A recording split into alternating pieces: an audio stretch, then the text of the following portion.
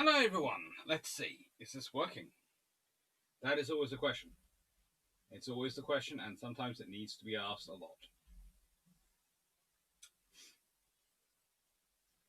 And I should probably make sure you can all hear me. Swing the mic around. Hello everyone. How are we doing? Iron Brew. At the moment, still no Iron Brew. But that's because the orders can only come in so often.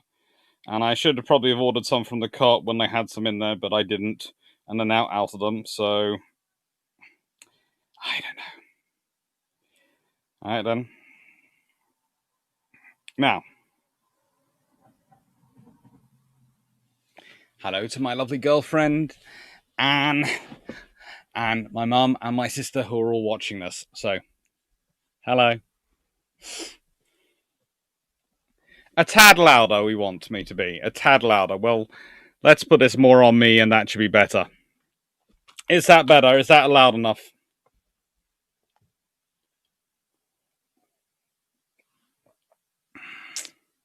And hello, Jay Richardson.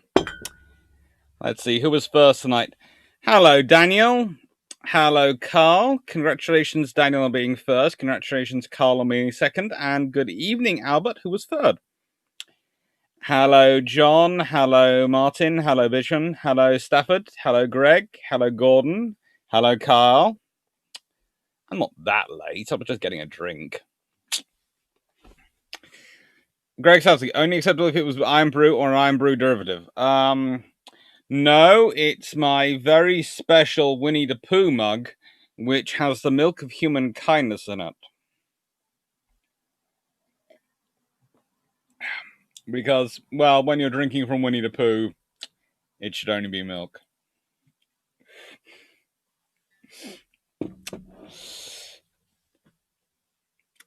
Osprey 20. I just got some Iron Brew. Got the Iron Brew.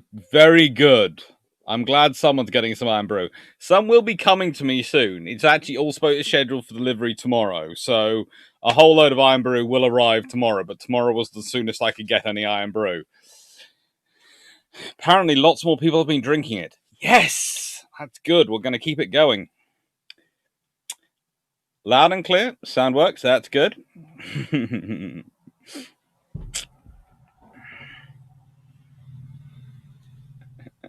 Carhaman, I was 19th, but I was reading.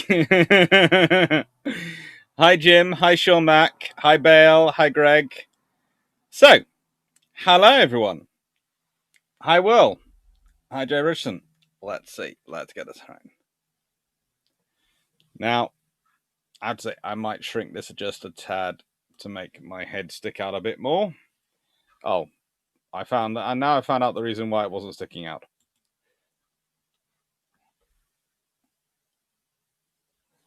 I wonder if I can minimize this a bit. That might make life a little easier. Let's see if I can do that and have that going there. I'm slowly getting used to this slightly new system because Drac and I have been chatting and upgrading, and the book is pretty much done. It's just sorting out captions. Before any historian ever tries to tell you that they like writing captions on a photograph, we really don't. We either put in too much information or we don't put in enough, and it just causes humdrum.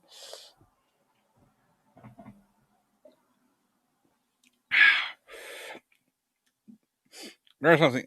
Wilborn, hi, I'm watching an thing. That's good, Will. Thank you. Jay Richardson, what type of milk? Full fat, I hope.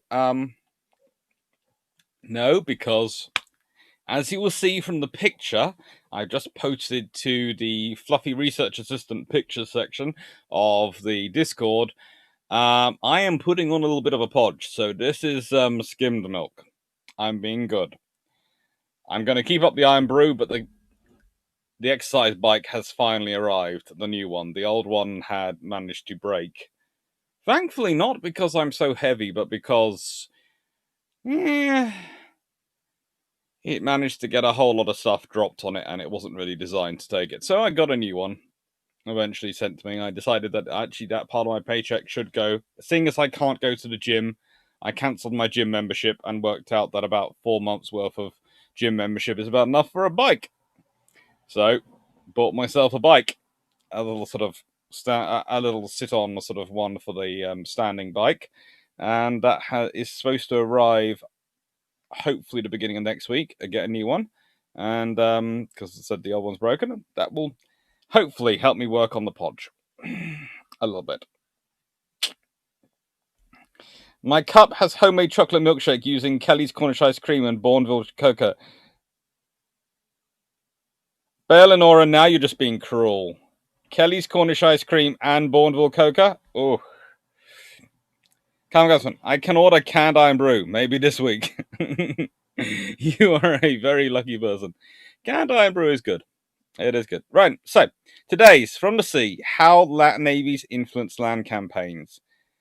And as you'll see, the introduction is rather long, but it's rather long for a reason, because so many good ideas came in, but basically I thought, well, frankly, any one of these case studies is good enough that I could have done it solo, but I wanted to reward the ideas which came in, and so I did, and I did 6 of them. And I had, of course, 2 myself, which I'd already worked out I was going to be using, but yeah. Had originally advertised for a 3rd idea, and I got about... It must have been up to about 40 messages.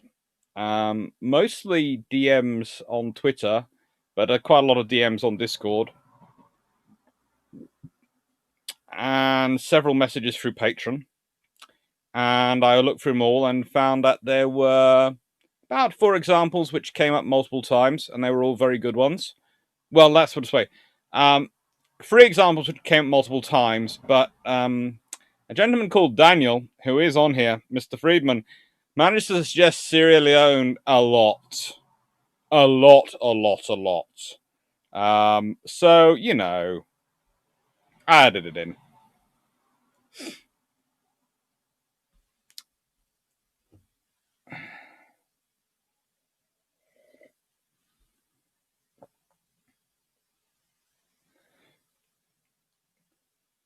Carl Harmon, Carl von Gasberg, may I ask to put a glass with some colour liquid on the top of the bookshelf, or hang a podium on it, so we can keep tabs as to what list the house develops?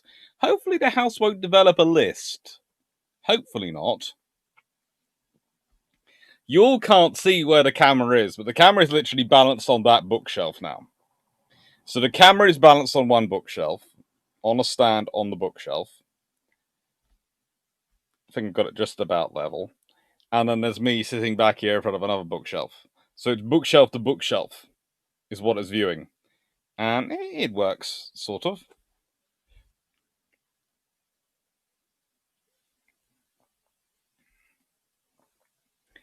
Carl Harmon, that's Clark. I'm sure it's going to come out okay, though, as you will at least sell to us, or us and the other naval nerds. Yes, the book.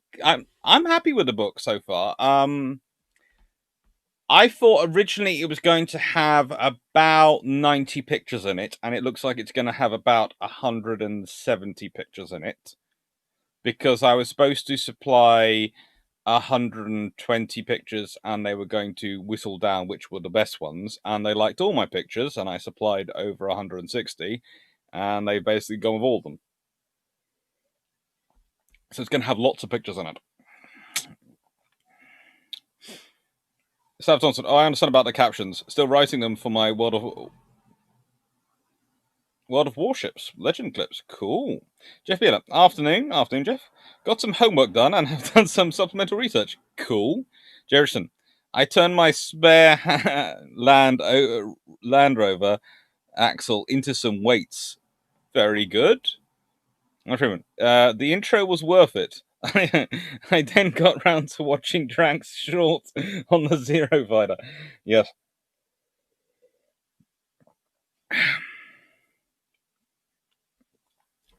Jim Henson, Peninsula was an inspired choice. Well, you see, it seemed to fit for me. Going through the Peninsula campaign, and then going from there to the Spanish Civil War made sense. There are lots of wars in between I could have jumped on, but I just felt, well, then it goes Spanish to Spanish, and it's also finding stuff which you can find out information about, because I want, when I'm putting this together, I do treat it to an extent like I would an academic course and an academic module, and you adjust what you're teaching and what topics you pick and so what examples you pick based on how readily available the information is to your audience. So if you've got a huge university library like I would at King's College London, which is full of millions and millions of books and has all sorts of weird and wonderful things, especially if you're ever in the Chancery Lane Library at King's College London, head down to the basement floor and keep going right until you're in the far corner, and you will find roller shelves, a whole room of them, which is basically hidden at the back. And that room is entirely what I call the Forgotten Wars section. And I think it has about 20 roller shelves in it, crammed, each with roughly probably 1,000 books or something. And it's amazing. But if you've got that resource, then you can afford to teach weird and wacky and go with all the sort of around histories and do things like go through Julian Thompson's Small Wars and use that as an example for things. But if you're not, and you then have to look at what's the quality of sources out there available, what wars, what things are going to be covered in enough detail that everyone can get some information, and that's how I pick some of my topics.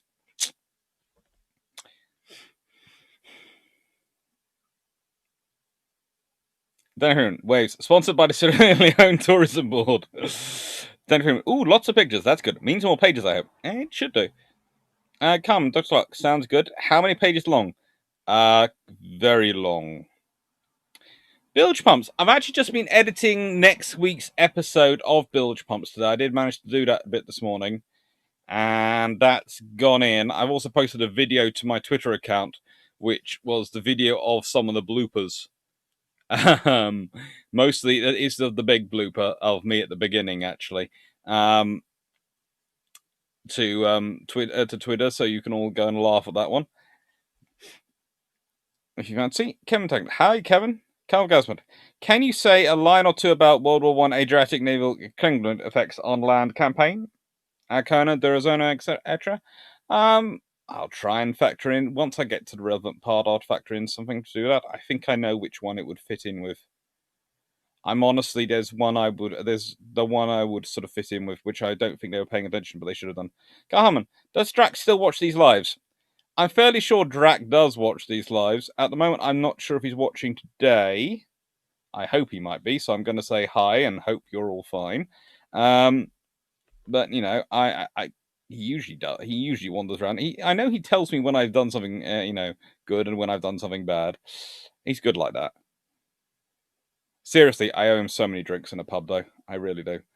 When this is over, I have to take him to a pub and give him a lot of, basically give him a large amount of iron brew. Ambassador, any chance that some company in PL picks in it or translation?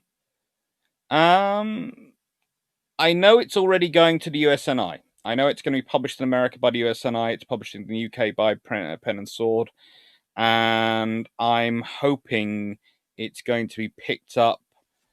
There is a Spanish language publisher who's been chatting about it, and there's also a Norwegian publisher who's been chatting about it. So we'll cross fingers. If they go, maybe other people will. Hello, Night Heron Productions. I agreed. Peninsula is a good example for the influence of logistics on land by sea power. Basically, Wellington couldn't have done his campaign without the Navy. His campaign was the Navy, and it was the thing which the French had the most trouble getting to grips with. If you read a lot of papers, they're talking about the guerrilla war and this and that. But they never seem to understand there's a reason why the British are never as exposed logistically as they are. So the British can do things which they can't really dream of in the Peninsula campaign. And it's the big thing that's really missing at Waterloo is that he doesn't have the huge naval artillery section he can usually call on.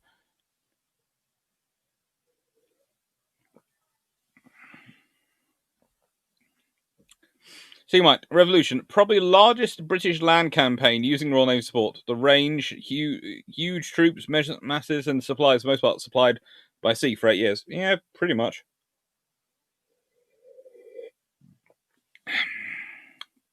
Neil Woodall, the capture of Quebec is a good example of naval influence on land campaigns.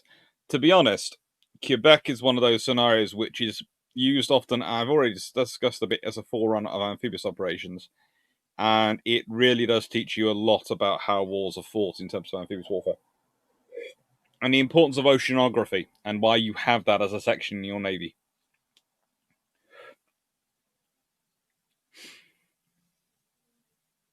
Kevin Danger, I still have to watch Drax designing the Dreadnought. Please do, it's excellent. Danny Freeman, Sierra Leone, come for the Civil War, stay for the... No, we're not going to do that. That's a bit cruel. Jeff Wheeler, what maps made it into the book? Not enough at the moment. I would have liked more, but I had a choice where I could put in lots of cool designs or lots of cool maps. And I picked lots of cool designs. Maybe get some maps as well, but you know. Seth Thompson, Doc Clark. The end of the last one, bilge pumps, I think Jamie was getting squeamish or unsettled. Was it the topic, or was he having trouble with the names?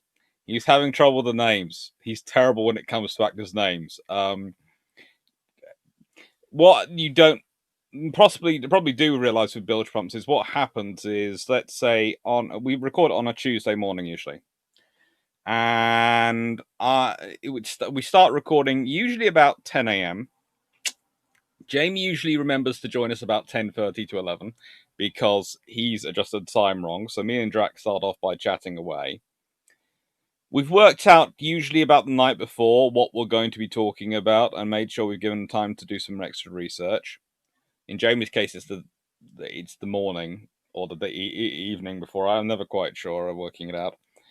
And we start talking, and then at a certain point we go, right, then we know what we roughly want to say. We're chatting away, we're enjoying it. We should start recording this. So we press the record button, and then we record until we think the conversation has reached a natural point it finishes, and then we carry on talking. For example, the average length of a bilge pumps episode is 75 minutes. I know I've calculated them all and I've edited them all. The average length of time we will spend on the phone call when we're recording bilge pumps is 3.5 hours. So, yeah, we have a lot of fun and a lot of fun chatting.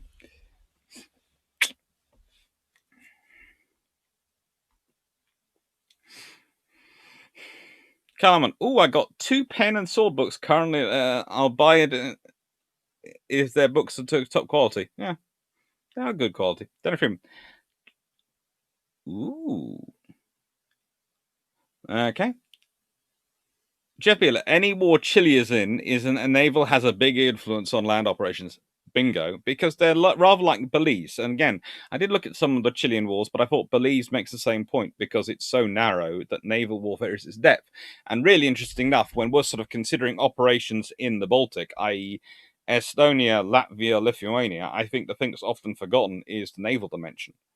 I think naval could be a big part of it, but I'm not sure if it would be big naval ships or things like CB-90s and those sort of things, and small troop movements going backwards and forwards, and some sort of landing craft units going backwards and forwards, high-speed landing craft perhaps, to move vehicles and units backwards and forwards, because that would seem to be a sensible thing for the Scandinavian countries to act as the depots and the stores, and to allow the Baltic countries to have some sort of defensive depth. But, you know. Evening, Paul. Daniel Freeman, the army sizes in the American Revolutionary Wars were tiny compared to a lot of other campaigns of the roughly similar era, like the Peninsula. And that they were. It's the logistics available at the time. Hello, Thomas Rottweiler. Carmen, will we have a book on the modern RN based on your speculation navy you want? Oh, probably not, but people do It's not the first time people keep telling me to write a theory of naval warfare book, and I go, in nicest way, there's Julian Corbett, there's James Cable, there's all these people already out there, and there's no need for an Alex Clark at the moment. Jeff Beeler, the American Revolution was lost at sea, specifically the Battle of Chesapeake Bay. I would say it's not the Battle of Chesapeake Bay that loses the American Revolution. I would say it's the battles happening over in the North Sea, in the Channel, in the Bay of Biscay, in the Mediterranean. I would say the Royal Navy being focused elsewhere in the world is what loses the American Revolutionary War, the British. Right. So, introduction concept. Sea power is more than just the application of high explosive. This is something that sometimes we forget, but it is. And what I mean by freedom to move, and that's always an interesting one, the freedom to move, and I'm going to move this a bit so I have more space and I don't knock it. The freedom to move is the freedom to maneuver, to pick where your forces are going to be. There's an interesting argument which keeps going on the Discord, which is usually started by Paul from Chicago, and I'm not sure if he's on tonight, because he looks at the Great War and he suggests that the British commitment to the Western Front and its commitment to the fight denies it the freedom of maneuver and therefore is an abrogation of Britain's normal strategy and was very bad for it. And you have to say there is a logic there. I'm not sure I agree with it. I think there were reasons Britain committed there.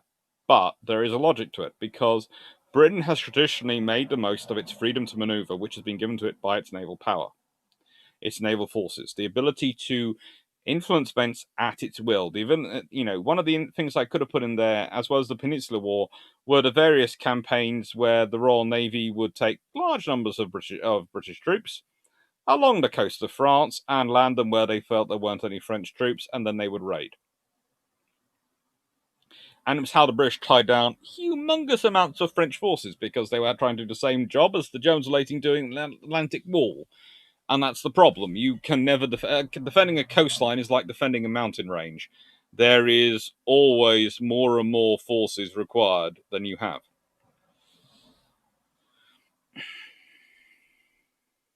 They basically just soak up forces like sponges, those size.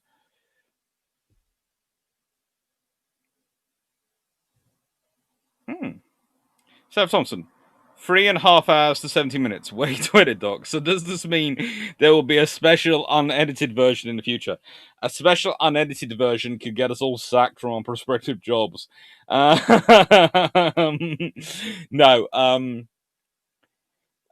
It's to an extent, it's sort of the full discussion is us having a long, just basically catching up and being.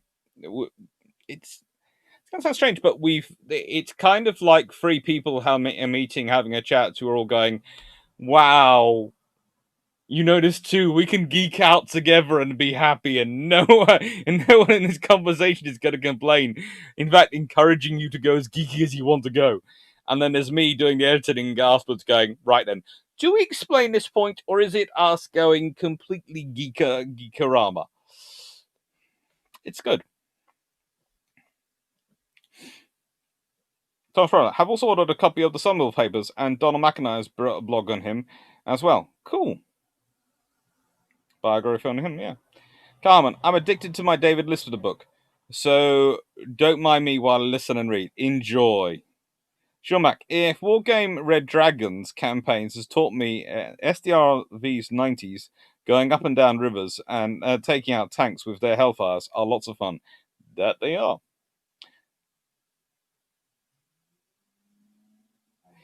Danny Freeman, more than the application of high explosives. Yes, sometimes the Tribal class crews carry cutlasses. And they do all sorts of things. That is, I have to say, the Altmark incident was, of course, my suggestion for a movie. And I think it would make an excellent movie, but there are all sorts of other ones I could go into. Samuel Wilson, you just described, Alex, Dr. Clark, you just described Viking raiding. Well, yes, but we don't call it Viking raiding anymore. We call it slightly aggressive shopping. Or at least that's what I was told at one conference recently. I have to admit, my look at them was, what? Yes, the Vikings, when they're going a Viking, was a slightly aggressive shopping trip. I must remember that next time I have actually venture out the house to go to a supermarket and I go to Asda. I must carry an axe. To be honest, if I didn't think the police would be on me, like, out of anything, it would be tempting to borrow one of Drax's various medieval weaponries to go around Asda just to see what people's reaction would be. Sometimes, okay, Doctor, no worries then. Don't risk your career really enjoying them though. It wouldn't be that bad. It's hyperbole a little bit when I talk about it being risking our careers. Not quite that bad, but it is quite a lot of fun.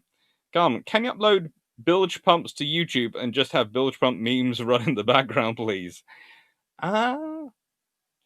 It's tempting, but we do it the way we do it with SimSec because it's us helping out a really good charity.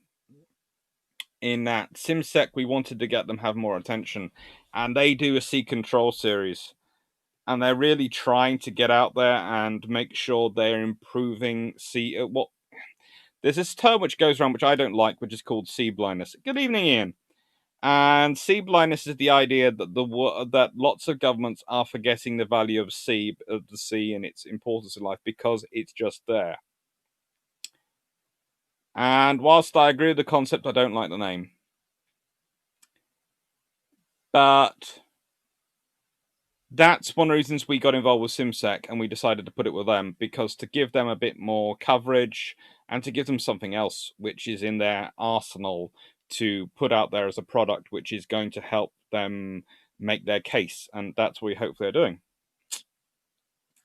I was asking, well, during World War I, Britain actually had freedom of movement. Grand Fleet was stuck at the North Sea, but other components could, i.e. invade Gallipoli without any interactions from the German fleet. Yep, they could. Stephanie Wilson, just like slightly aggressive shopping will go down well in my reenactor group. Well, yes, but you could have a lot of fun with it. Thunder Freeman, full plate PPE, including a closed helm for shopping, seems fair. Yeah, I'll take it.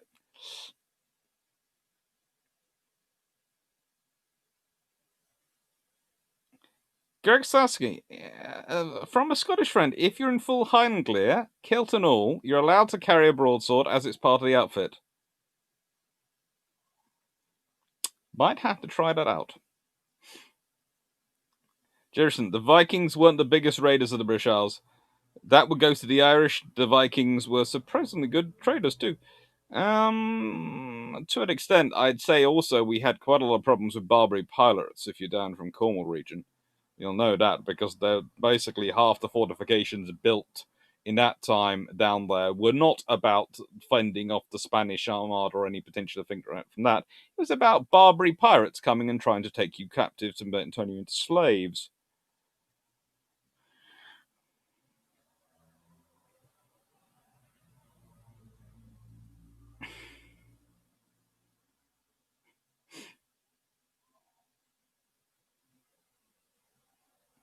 Stephen Wilson, Joe Richardson, Vikings were smart. If they could beat you up, they raided. If they cannot beat you up, they traded. Yep, it works. Greg Selsky, SimSec could set up its own YouTube channel and get advertising revenue and more exposure. Could have an embargo so stuff goes up on YouTube a week or two after the main site. I'll have a chat with them. Anyway, right, I'm going to disappear for a second because I'm going to make this all full screen. And with that, it disappears. I do love this system sometimes. So, James Hale of the 16th Regiment. On the 16th of June, I do love that this is the 16th Regiment and this is on the 16th of June.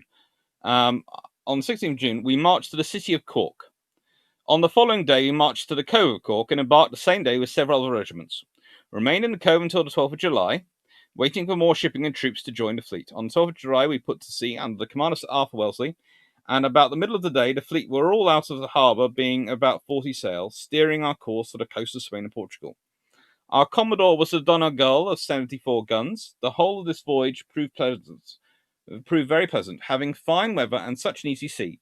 We continued sailing with a steady breeze until about the 25th, when the weather being clear, we discovered land on our larboard bow, which proved to be some part of Spain. On 20th of July, we came to land in Mondego Bay, However, we remained on board until the 2nd of August. There being no convenience for a landing without getting into the water, the Portuguese men came running into the water to carry us out of the boats. We all made our landing good, except for one boatload of the 45th Regiment, which was upset in crossing the bar, and unfortunately, several soldiers were drowned.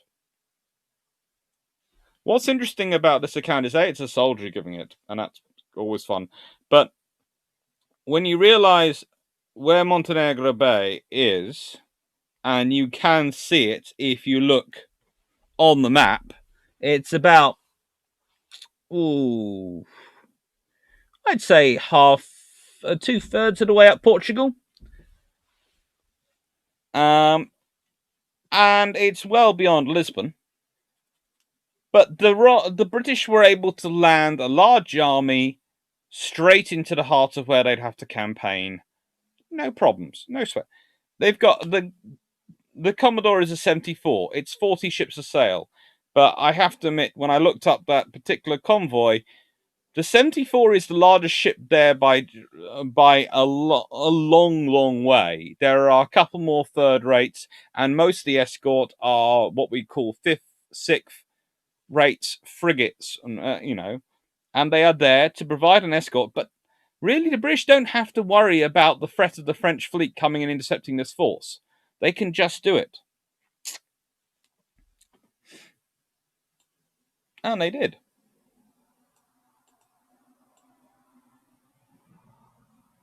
And I'm back. Hello again.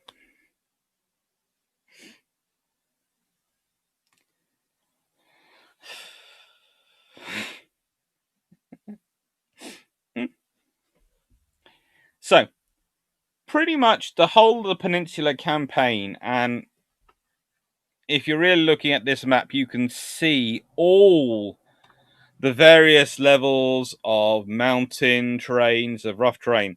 It's dependent upon the sea for its movement. It's dependent upon the sea for its insertion. It's dependent on the sea for its movement of its logistics. There's another quote here, which I cited in the introduction, which is all about the siege engines, all about the food, supplies, everything for Wellington are moved by the sea.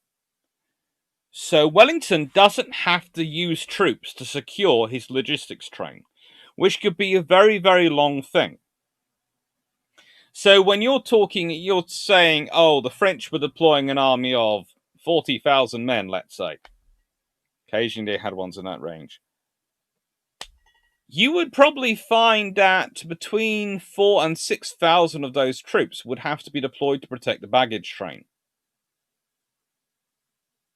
That's a huge number of troops to have to protect the baggage train. But that was necessary because otherwise the Spanish guerrillas would attack the baggage train. And trust me, there were some interesting people who were similar to the Spanish guerrillas who were on the French side who would cause trouble. And the French, of course, had their own skirmish troops and their own people who could do skirmishing very well, which they could have used. But, and here's the big but, they couldn't find a massive logistics train for Arthur Wellesley. Yes, his troops would be carrying enough logistics with them for the movement they were on, but for the movement, next movement, and the next movement, and next movement, those logistics wouldn't be with them. They would be coming by sea. And yes, there was some foraging and things going on as well while they're moving. This is what the armies do at this time. But again, Wellesley was able to keep that under control by having good logistics, which meant he was able to keep the population on his side. So by minimizing his footprint, he was able to keep things going well for him. He was able to impress the locals and keep them on his side. And this matters. This is important.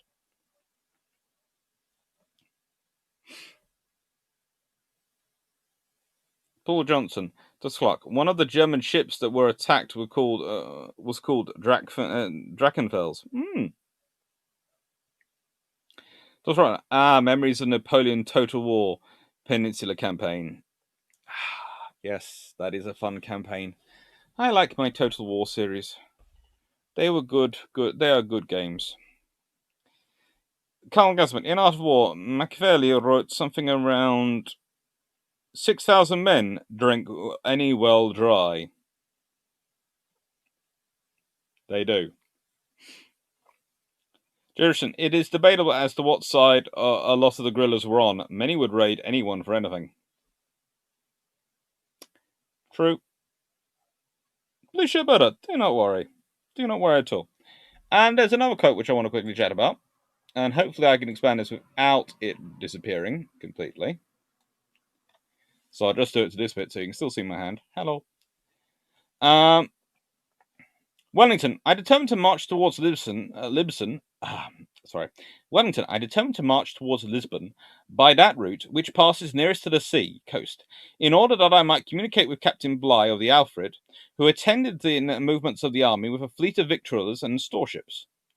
This close link in cooperation with the Navy was to continue to the end of the war, even if relations were sometimes troubled. And basically, the reason the relations are troubled is that the Royal Navy is, to an extent, trying to balance everything. And, of course, as far as Wellington's concerned, the most important campaign is the Peninsular Campaign. And I have to agree with him, the Peninsular Campaign is pretty darn important. But the Royal Navy have lots of campaigns they're trying to manage. Total War, is Gibraltar under attack again?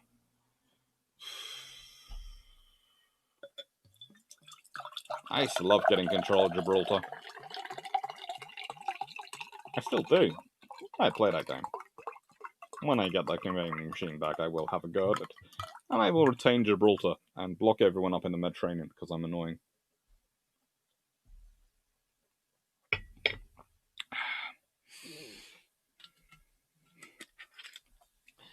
But the point is, the Peninsular Campaign is a critical one from a political dimension, and this is where naval forces and sea basing really does apply. And this is what I tend to use the Peninsular Campaign as a bit of an early example of sea basing, because that is what Wellington is doing. He's sea basing. He is putting all his heavy logistics, everything out at sea. Interesting thing today, when we're talking about the US Marine Corps. Jack Ray, side question. Does dyslexia mean make you mispronounce things like that? I do that a lot too. It can make you mispronounce things, dyslexia. When you quickly read things, you can have a lot of fun with dyslexia. You have to be careful. If your brain is thinking about one thing, what you're thinking next, and you're reading something, you can end up, the words that come out are not the words you're reading. It's fun, but that can happen to anyone, really. Can happen to anyone. It's just dyslexics are slightly more prone to it. Anyway, the interesting thing with the Peninsula Campaign is when I'm looking at things like the Commando 21 and the US Marines' new distributed missile regiment, littoral regiment construct, which they're looking at, which is quite interesting ideas. I'm thinking more and more about this because I'm thinking, right then, for those organizations to work, they're going to have to require a lot of heavy stuff to be based at sea, to be on call for when they need it. Now, with the US Marines, they're going to run this two ways. They've got the big LHDs, LSDs, which they're already which have already been built and are building, and they have those. They're available. That's great. They also have the huge, great big at-sea logistics ships, which are designed for their rather large sea lift command to come alongside and basically disgorge supplies down onto them. And these things basically dock down and act as docks in the middle of the ocean for landing craft to come onto and get supplies off. So they've got a range of facilities. But that works when you're the Royal Navy of this period, and the largest navy in the world, arguably, and when you're the US Navy, which is the largest navy in the world and has all the logistics. When you are a smaller navy and you have less hulls, and it might not, the small boat scenario might not be necessarily the best idea to go with. And a small force idea might not necessarily be the best idea to go with, because when you turn up, you need to be able to support that much more with what you have already. It needs to have the logistics with it, because otherwise it's going to run out, or you're going to end up covering nothing but logistics and no teeth, and you need the teeth as well. William Bolton, dyslexia sounds a bit like being old. To an extent, you could say that. C1. Admiral Cochrane Chesapeake raid on the USA. Reverse of Peninsula, in that naval arm was the lead and the army put ashore for quick strikes. Very unique for period. Kept USA on its coast. Yep. Very similar. Helpful. Lose Gibraltar because of Spanish entry to war. Response. Time to introduce my friend, 1,000 sons and a much better navy. Yeah. That works. Paul Johnson, did Spanish try and retake Gibraltar? There have been many sieges of Gibraltar in its history, and they have failed every single time. There were also times in more recent times when Franco was looking at Gibraltar, and there were problems on the border. So, yeah. The current day's issues with Gibraltar and Spanish patrol vessels is not without precedent, unfortunately. Right then, on to the Spanish Civil War. Now, I want you to all look at Kuznetsov here, because frankly, he is the biggest problem for the Republican Navy in the Spanish Civil War. And if I open up my folder, I have a good reason why.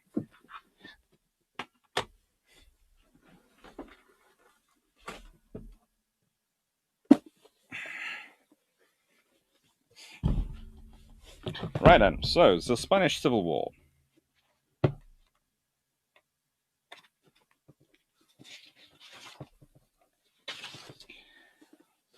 In July 1936, the Republicans and Nationalists both have one battleship, but the Republicans have 3 cruisers to 1 Nationalist cruiser. The Republicans have 10 destroyers to 1 Nationalist destroyer. Republicans have 12 submarines to 0 Nationalist submarines, and they both have 0 auxiliary cruisers. In simple terms and firepower, frankly, the Republicans should have been able to smash the Nationalists from the ocean and prevent permanently the Army of Africa from actually reaching Spain. And if they'd done that, they should have taken out the whole heart out of the fight. But instead, largely because of the advice brought on by that particular gentleman, who was the senior Soviet advisor sent to the Republican Navy, it didn't happen.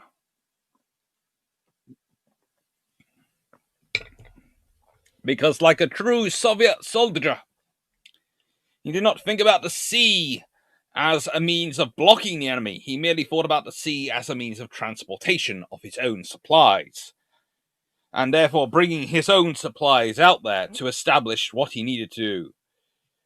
Ay, caramba. Martin Doherty. War of 1812 is a prime example of the RN landing troops on US coast, the capture of Washington, and the burning of the White House as the British withdrew. Well, to be fair, the British didn't burn the White House as they withdrew. They burned the White House after they had a party in there, and it was burn it rather than clean it up. Let's be honest, you have a choice. You could clean it up or you could burn it. They burnt it. HMS King George V, hello! Danny Freeman, read the 16th Regiment quote on Peninsula. I think it might have been the 2nd Battalion of the 14th Regiment rather than the 16th Regiment involved. Possibly. We're going to blame dyslexia on that one. I thought it was the 16th, but, I could have added 2 to 14 and got 16, especially as there's a date 16s afterwards. Mark Pavan, hello, Dr. A. British and based in Hong Kong, 3rd generation. Big fan of work. Thank you, Mark. Right. So, so Kuznetsov was a problem at sea, and Russia named their only best aircraft carrier in his name. Coincidence? Look, Kuznetsov goes on to write his big book, which I will go grab quickly.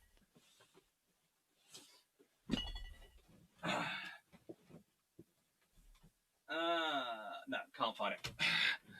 But no, I have both the Gorshkov book and the Kuznetsov book. And I have to say, I'm glad the Soviet Navy used the Gorshkov more than the Kuznetsov for their policies. But yes, Kuznetsov is pretty much an atrocious commander. He managed to get their flagship, which was a cruiser, sunk because he was obsessed with air attack on the fleet, so had them put out in the open roads where submarines could get to them, and didn't bother to didn't push for them to put up submarine defenses. So they didn't put up any anti-torpedo nets or anything, because that would get in the way of them maneuvering to avoid air attack. The thing is, in 1936, there really weren't. This is going to sound terrible. The development of aircraft and aircraft bombs, etc., is so that in 1936 there really aren't aircraft, barring torpedo-armed aircraft, that can probably sink a ship with the bombs they could carry.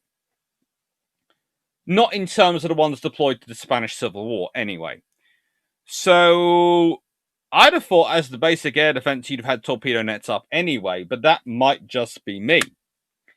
There again, there's only one navy in the world in 1936 which can successfully launch a shallow draft torpedo attack. It's the same one which launches it very successfully in 1940. It's called the Royal Navy. And it's still the same one, only one which can do it later on in World War II, because we have a look at what the Japanese did in Pearl Harbor.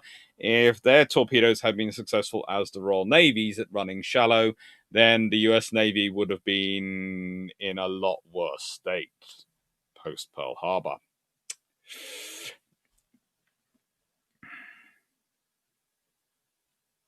Daniel Freeman, 14th and 16th Regiment swapped county titles at one point as well, just to confuse matters, as well as getting renumbered. Okay, that's just going to make me cry now.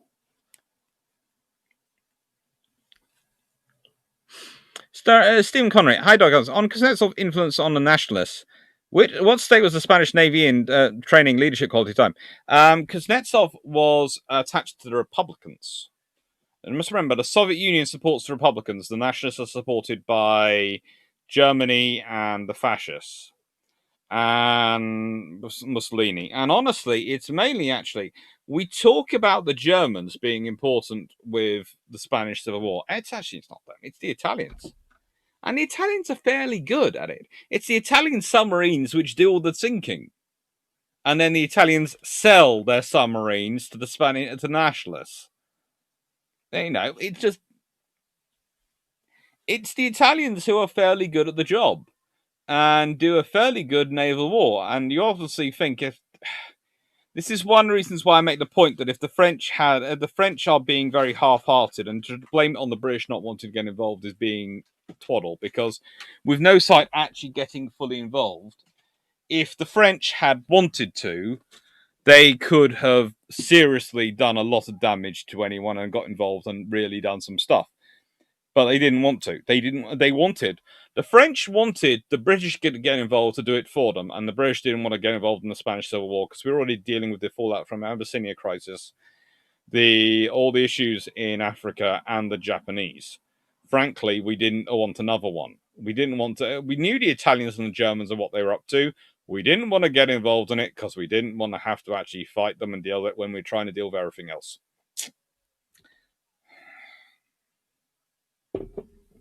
It's the limits of sea power. Spanish Civil War is always considered the limits of sea power. I say it's not the limits of sea power so much as the bad application of sea power.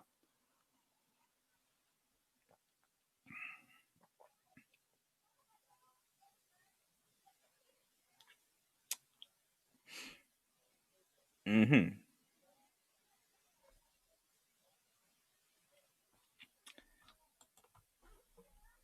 Go back to Spanish Civil War.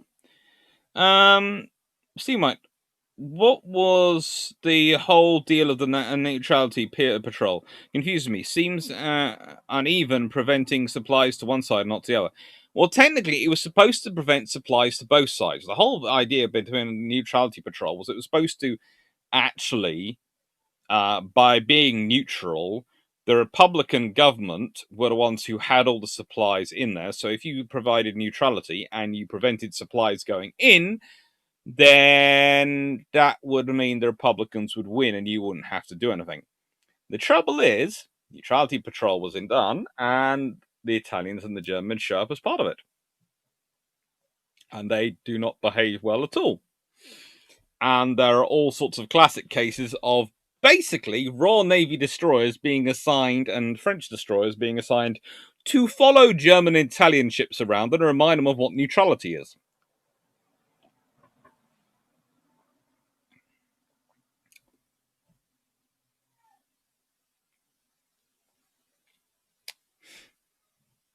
Danny Freeman, Dr. Scott, did you look at the naming of HMS Donegal involved in the movement of those troops too? It was kind of fun that she was. This is, by the way, is back to the Peninsula Campaign quote. For anyone not following it, yes, it is fun. Mark Fallon, grandfather fought for British Volunteer Army in Shanghai, World War II. Grandfather restarted the famous Hong Kong Dragon boat race after World War II in Hong Kong.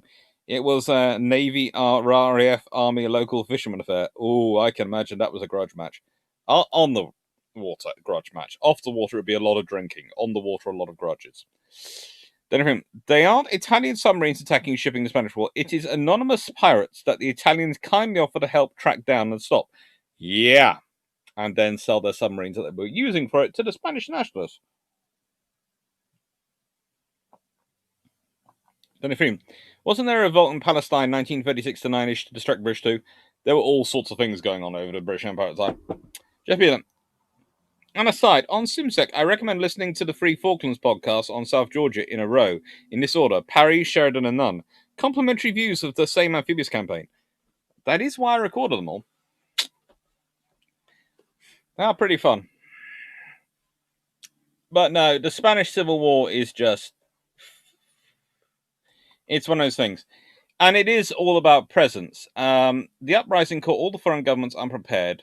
Although Italy and perhaps Germany had been forewarned by rebel agents, the maritime nations, Britain, France, Italy, Germany, and the United States, quickly dispatched naval squadrons to Spanish waters to evacuate endangered countrymen and to uphold their national interests, both economic and strategic.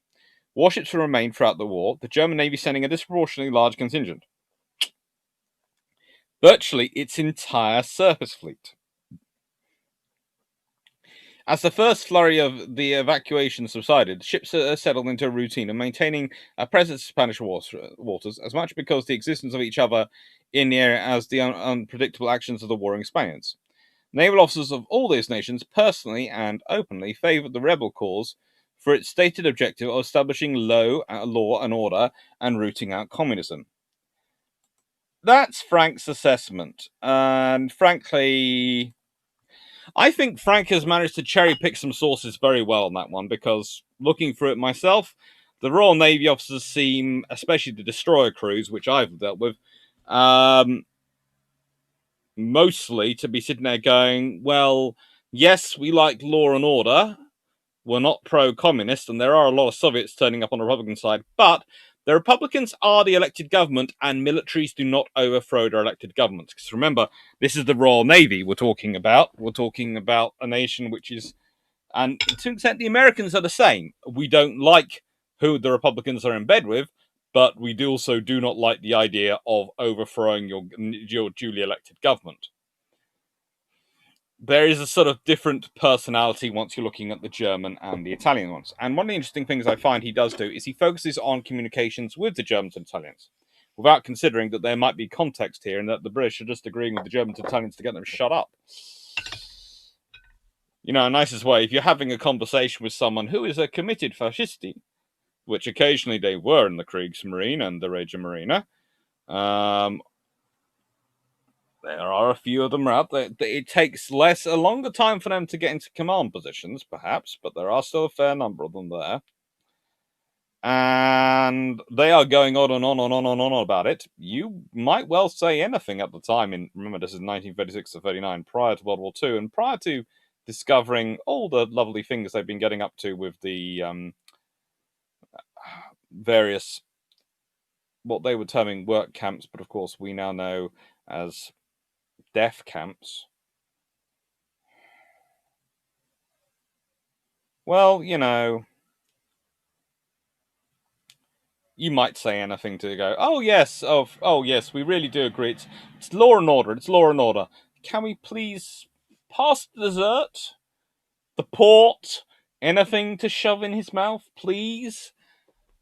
You know, I've been at dinners with some incredibly interesting people in my time, and When they've had really bad views, yes, I have taken them on. But when they've just had moderately bad views and they just keep going on and on and on about it, honestly, the temptation is to just go, yes, please have some mashed potato. It fills the hole and stops them talking. And hopefully, by the time it's empty, you've managed to start a conversation with someone on the other side of you, so you can ignore them. If you're in really bad luck, you end up between two of them, and then you just want to go, right then, after the Queen's toast, I need the loo, and never come back. Just advice for future. You can't get up before the Queen's toast, but after the Queen's toast, you can vamoose to the loo, find your coat, and get out of there.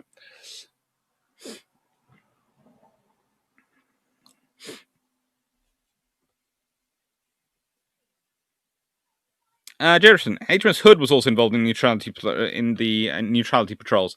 I believe that Hood collided with Renown during a show of force exercise. Yes, that was when they were also keeping between the two opposing battleships. I think. Thomas Rowe, how could German Italians be neutrality patrol while participating in a civil war and supplying nationalists with weapons act? Because the people fighting in the civil war weren't the Germans or the Italians, they were volunteers. They were concerned citizens who had volunteered to go. They were nothing to do with the military.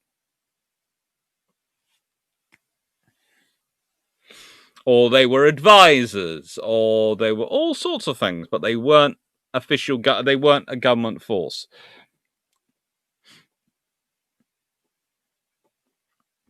Jeff Beeler, Belgium ancestor fought in Spain for Napoleon and to get out of POW camp, fought in America for the British in 1812ish.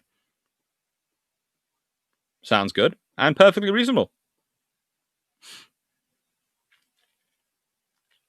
Eamon, too bad the RN didn't Copenhagen the German Navy. At the time, the RN was mostly looking at the German Navy going, that is supposed to be equivalent to us? Really? We've seen your destroyers. We're not that impressed.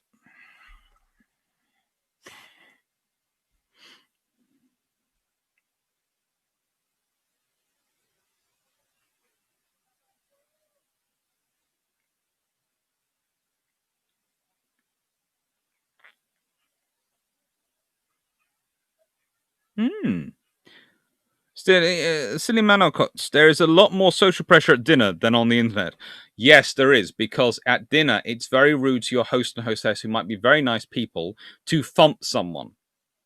It is incredibly rude, so it's far more polite to shove their face full of mashed potato. Because that's the other thing. If you're at a formal dinner, and I've been at a fair number of formal dinners in my time, I'm very lucky. I sometimes get invited along because people, I don't know, they're nice people sometimes. But you turn up in your tuxedo, look all spick and span, and the person you're with is positioned the other side of the table from you, and she's next to one particular person who's going to keep annoying her, and you're next to, well, if I can remember one recent one, I was between one Russian Air Force officer and one US Air Force officer who spent the whole time having a competition over which Air Force has the most bombs. And whilst it was very interesting for the first 2 minutes as a conversation topic, after it got through the whole main course, and this was about 40 minutes in, and they hadn't changed topic, and it was just, we have bigger bombs than you, we have bigger bombs than you, we have bigger bombs than you, and they were supply officers. They were not pilots. They did not have that excuse. I was honestly ready to I was so tempted to actually reach next to them and just go smack. But I believed in my heart that would be terrible for everyone, so I didn't.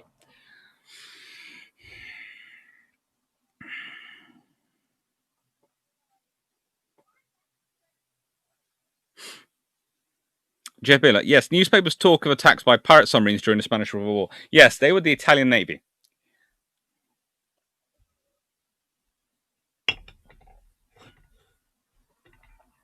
There are a lot of, Americans get involved in things. Everyone gets involved in things. So you might still have the memorial to JU-52 in Spain? Probably. Schumack, wonder how the Germans and Italians would have spun it if the British or Americans did the same thing. No, Dimitri. The British Americans were doing the same thing. We were all doing it. The Spanish Civil War, everyone was neutral, but everyone was involved. Barring the British, really. The British let volunteers go, but the British didn't send advisors or anything. If we had sent advisors, they would have probably helped out the Republicans. The French were sending advisors, but sending so few that they were swamped by the Russian ones, which is why you have Kuznetsov as the senior advisor to your navy. I've been the Spanish Navy, and especially the ones for Republicans, a vast majority of the officers, the vast majority of the NTOs, etc., stayed loyal. I'd have sat there and gone, "Excuse me, you're an idiot. The Spanish Navy has been around a lot longer than the Russians. We've been being beaten up around the world a lot longer than the Russians have. We'll run our war. Go off and sort yourselves out." But they didn't.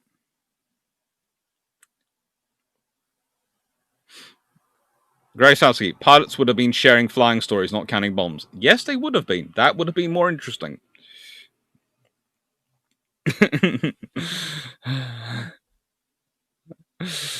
Bergeron, these dinner parties in New Year's are absolutely foreign to us t-shirt Americans. Even most of our rich people dress like teenagers. Jefferson, I met my wife at the Italian embassy dinner in 2015. Make some great friends at embassies. Italian, Ukraine, Swedish, Finnish, lots of Americans. I have an uncle who's a retired engineer, and I try to tune him out occasionally. Kevin Matagat. Yeah, I have grown up in a family of engineers. I did, my sister, my dad, quite a lot of the rest of the family, engineers and surveyors. It's fun.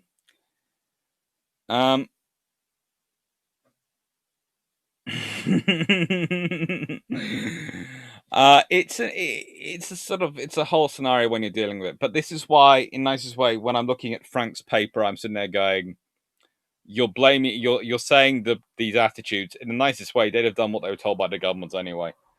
But that's my view on the attitudes. As to the embassies, I will personally vouch for the American embassy in London.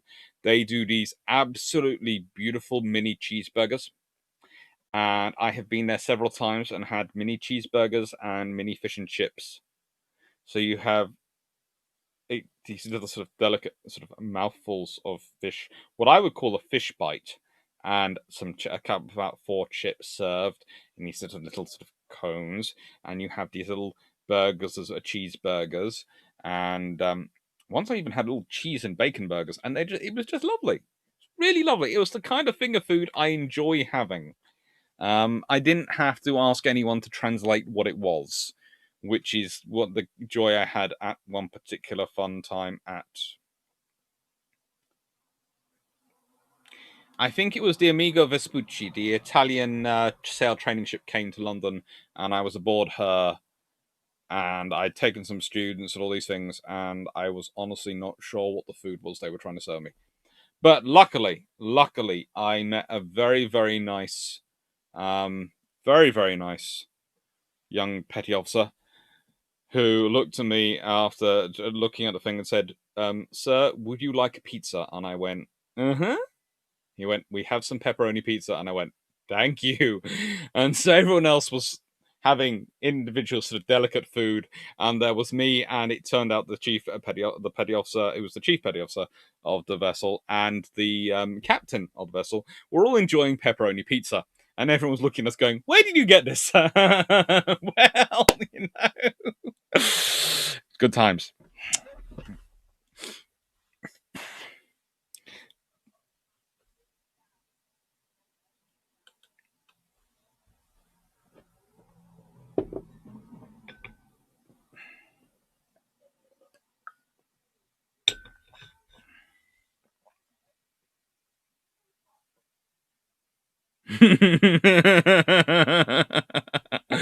There is some things which I will not read out for fear of your significant others hearing what you're saying in the chat.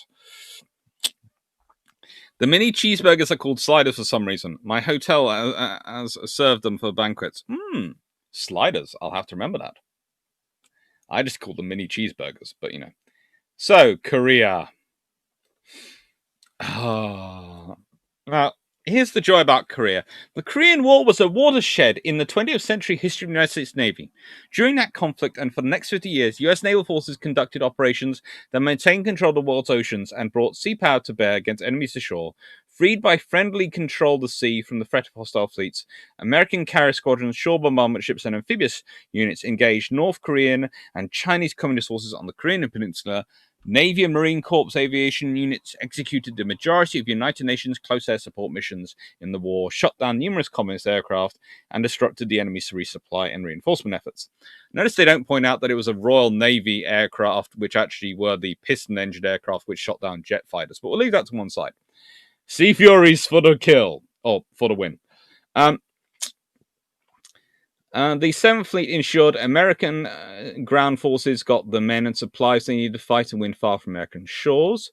Fleet amphibious forces turned the tide in battle in 1950 at Incheon and threatened the enemy's vulnerable coastal flanks for the rest of the war. The Korean War experience helped the Navy fight more effectively during the latter conflicts in Southeast Asia and elsewhere. The conflict was also America's first limited war of the modern age. Naval leaders had to learn how to carry on the battle when all-out victory was not the national objectives, constrain their use of naval power, and maintain the morale and fighting strength of their sailors year after bloody year. Now that is the more interesting thing. The Korean War is a limited war. It's the first limited war of the nuclear age, which is far more interesting in many respects than it being the first limited war of the period, because in the nicest way, actually, America had been involved in limited wars before this. We've just been over one, the Spanish Civil War. There is American sea power employed there. It's not fighting a total war. It's involved in what is a limited war. Yes, that limited war is active neutrality, but it's still a limited war. There have also been other little limited engagements which the US Navy has been involved in this period. So, I'm not sure about that particular hyperbole or hyperbole, depending on your perspective, but it is certainly an interesting one. The Korean War is massive for the US Navy, for the whole of the Western life. It's also the war which produces the doctrine of the United Nations and the United Nations peacekeepers eventually. The trouble is, it also lays the foundation of the strength and the weakness for the UN peacekeepers. In that the UN peacekeepers are only as strong, the UN is only as strong, as the military force which wishes to take the lead and how aggressive and how powerful they wish to be. I.e., when you have American military force, and i.e. a superpower, take the lead and do the fighting, they are quite strong, quite powerful, and quite present. When you have a scenario where they aren't taking the lead, where they are abdicating that for other nations, it depends on how powerful they want to be and how much those forces have their hands tied behind their backs.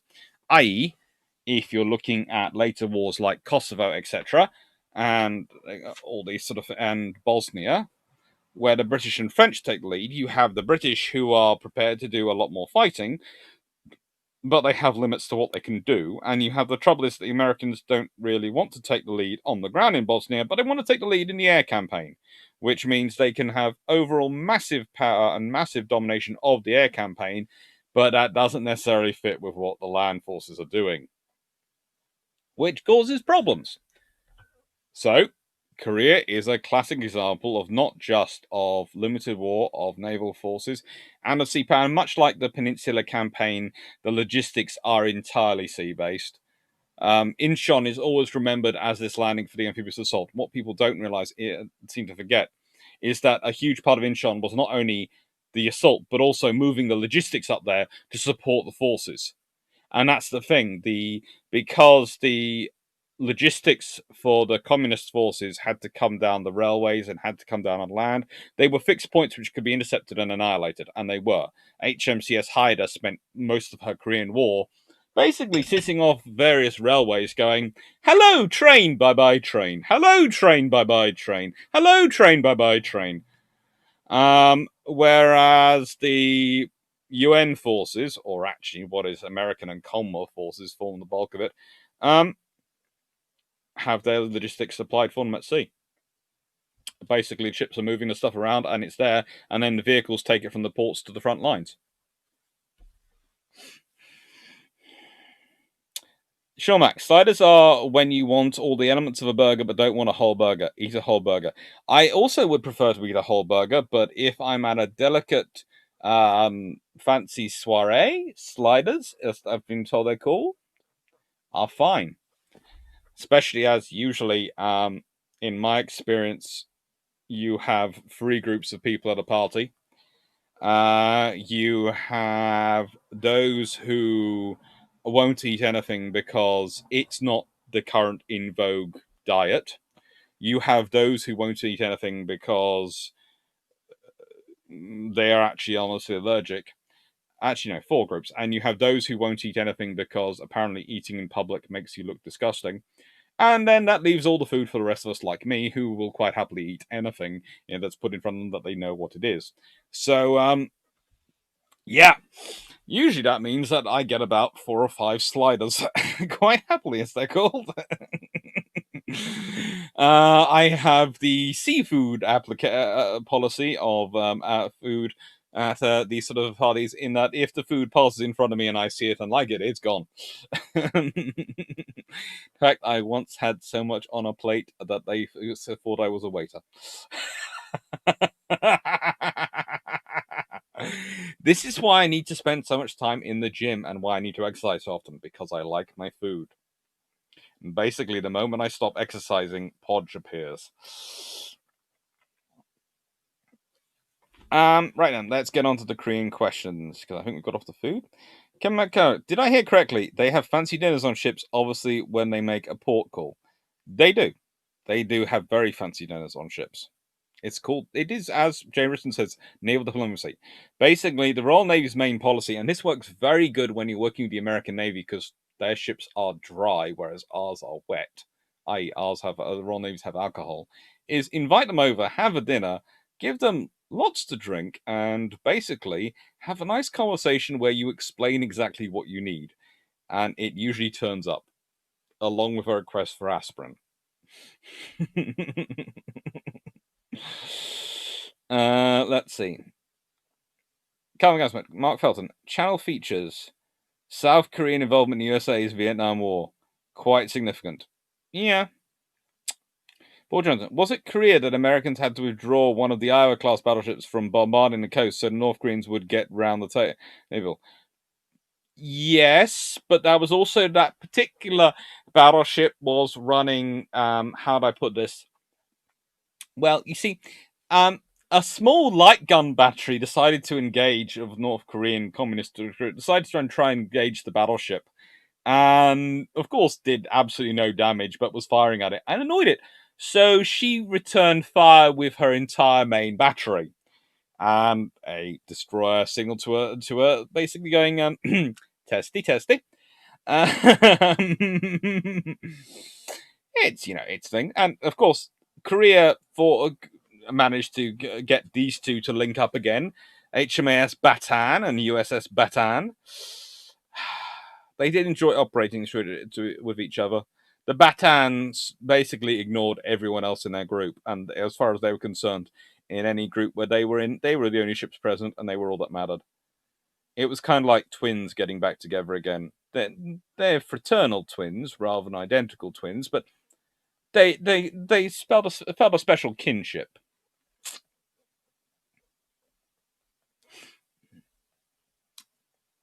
Sure, Mac. When put MacArthur, it turns out that a very liberal definition of enforcing peace is used.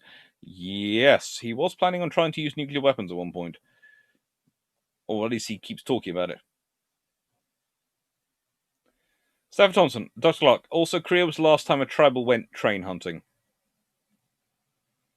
Theoretically, the last time a tribal goes train hunting. Kevin Tang, I wish US schools taught about Kosovo-Bosnian War. Sorry for appalling spelling mistakes. Actually, that's the interesting thing. I first started learning about the Kosovo-Bosnian War pretty much when I was at school. But there is a lovely book written by Michael Rose called Fighting for Peace. I cannot see it on my bookshelves at the moment, but I know it's up there somewhere looking at me. and it's really, really good. I do thoroughly recommend it. Michael Rose's book.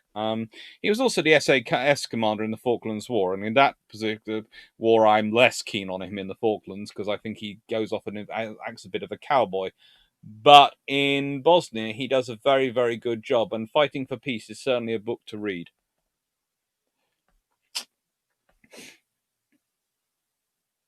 See, right, Japan's contribution to the Korean War energized the economy and provided much in the way of support, as well as for being a forward supply center. Yeah, Japan was critical to the Korean War. South Thompson, Jinx, you owe me a brew. Yeah, if I do, I do. Donald Fritz, only 2 groups of people, hungry and full from eating what I cooked. That's good one. Vision. The soiree talk is beginning to sound like Crazy Rich Asians. Crazy Rich Brits, you do not want to go. Look up something called Made in Chelsea. Yeah, look up something called Made in Chelsea. There's also The Only Way is Essex. And I think there's Geordie Shore as well. But Made in Chelsea, definitely. I actually know some of the people who are on that show, disturbing enough. I've met them in past events. So I wouldn't say I know them as in their friends. I mean, I've met them in rather innocent surroundings without cameras around going, oh, hello, you're here. Better soon. If I recall right, Belfast and Laffrey also became train killers. Then, like Hyder, I also believe some of the Iowa class did it, but I don't remember which ones. Pretty much any big ship which turned up and could start shooting got to be a train killer. Yeah. Killing the trains. You know, it's always been said, basically, the railways killed canals, so ships were getting revenge. That's the Korean War is about. The Korean War is about ships getting revenge on railways for killing canals. Railways killed canals, which are little ships which move on inland waterways, and that annoyed big ships. And so when big ships got a chance, they killed the railways. That's it. Derp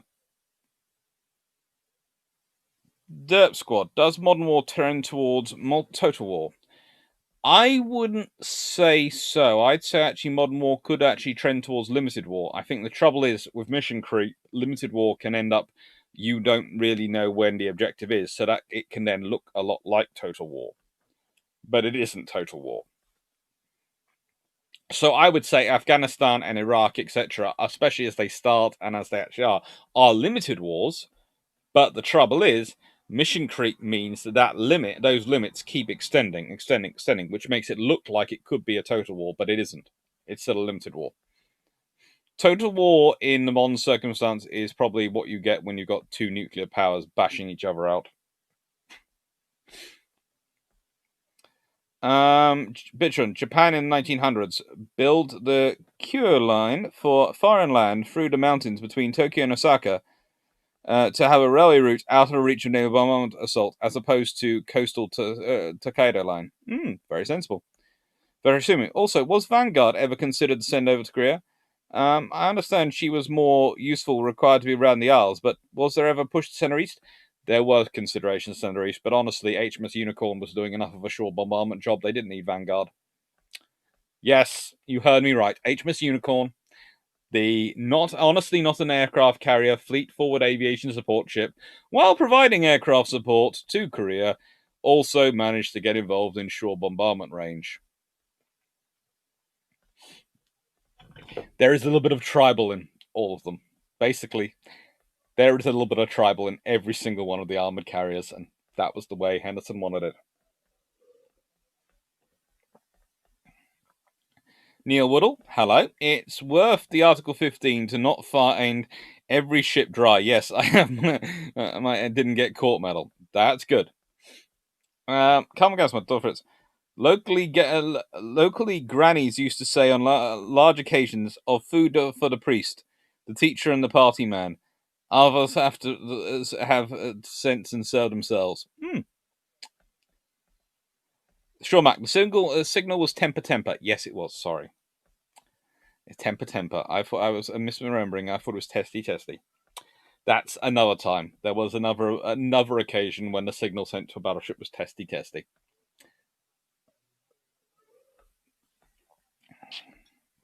Jay Richardson, as strange as this sounds, I know quite a few companies that refuse to hire Serbs as they currently employ too many Croatians, Slovenians, Albanians, Kosovans, and Montenegrins. That wouldn't surprise me. Vision. Japanese proto JMS SDF naval unit served in Korea for minesweeping and transport missions. Yeah, and they did a good job. Michael Rose. I don't remember writing a book or being in the Falklands. Well, Michael, you have a former life, obviously. Jerison. My wife is a Chelsea girl and I'm an Essex boy. One of the worst of both worlds. Sad thing is, nobody on The Only Way is Essex is actually from Essex.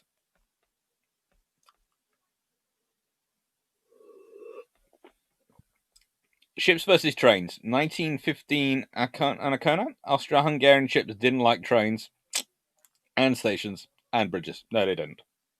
They really didn't. And in honesty, the Australian-Hungarian, sort of the whole... wherever you have a railway line going up a coast, that's pretty much a good example of what neighbours are going to attack. And if you look at Britain, you will notice for a nation which is curiously coastal dominated, which curiously has quite a lot of major ports, etc. If you look at our railway lines, whilst there are some which go coast, a large chunk of our lines are fairly inland. I'm not saying any maritime nation was thinking about this when it was constructing them, but it might have been part of it. Martin Doherty. RNT class boats didn't like bridges either. Remember reading about quite a few using their deck gun to take them out. Yes, Italy had lost a lot of bridges to T class boats. Veterinary to me, and historic industrial as a historic industrial archaeologist investigating failed canals in the U.S. Midwest, I greatly appreciate the canal comments. Had me healed over with laughter. Thank you greatly for that. Well, yes, and that's a very cool career, and B, it's true. You know, the warships had to get revenge for their little canal buddies, and you know, the thing is, ships will get revenge. They have personalities. Paul Johnson, what is it with armored carriers? Is it a case of the sailors wanting to get an axe so the pilots can't have all the bragging rights? I just think in the case that they're just... I honestly just think they don't understand that they've heard the case armored in front of them, and they know that armored cruisers used to be part of the fighting line, and they basically think, we're armored, we have guns, we can be in the firing line. Remember, Cunningham at Matapan has to issue the orders... I'm trying to remember if it's Formidable or Victorious. I think it's Victorious at Matapan. Could be Formidable. No, I think it's Victorious. And has to issue the orders, I think, about twice or possibly 3 times even to get Victorious to fall out of the battle line that's going to engage the Italian cruisers in a night fight. She's coming along in the rear quite happily, following the battleships, going, yes, yes, yes, going to get into range. Guns armed, get me into range. And the Cunningham's at the front in Warspite going, back down, you stupid carrier! You're an aircraft carrier! Withdraw! Withdraw! Withdraw! You know, it's the Royal Navy. They're our enemy over there. I will go introduce them to my high explosive. Derp Squad. It was an essay question I was asked in War and Genocide module. I came to the same conclusion from a different point. Superpowers don't need to enter into a total war. Economic state is a limited into a total war. Economic state is in limited war. Yeah. And to be honest, the whole Royal Navy history, if you're looking at one interesting thing is the term limited war we can trace back to Julian Corbett. Clausewitz, etc., they're talking total war. It's once you're a naval power and you're able to keep that war at a distance from your shores, you're able to proceed limited war. Because they can't reach you. As long as you control the sea, they can't get to you, so you get to decide how much of a war is fought. That's the whole thing with the war versus Argentina in the Falklands War. Britain decided that the war was going to be concentrated in the Falklands. But we kept threatening the Argentines with the idea we'd expand it to Argentina. Argentina couldn't return the favour. They couldn't threaten to expand it to Britain because they had nowhere near the naval strength, nowhere near their capability to do so.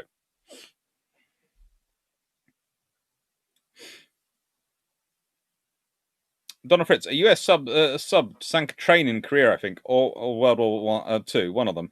I'm fairly sure that there have been a few cases of subs sinking trains when they've been crossing bridges. Subs, again, also feel the need to get revenge for their canal brothers and brethren. Jason, wasn't there a British submarine that sunk a train by blowing up a bridge or something? There have been lots of these stories and lots of these cases. But if you can time your torpedoes right, you can make a lot of fun. Eric Duncan. Navies versus land campaigns. Norwegians' defense research suggests that the Russian amphibious assault in Lofoten more likely than Russian land attack through Finnmark. Can Lofoten be a new flashpoint? Yes. And I would agree that that would be more likely. Because again, if you look at it, it's the topography. It's one of the interesting things. In Norway, the British really didn't use their ability to maneuver by sea to their advantage. They could have outmaneuvered the Germans every single time because the Germans were ashore and maneuvering ashore, and that was very difficult terrain to move around. Whereas the British could drop them from sea wherever they wanted.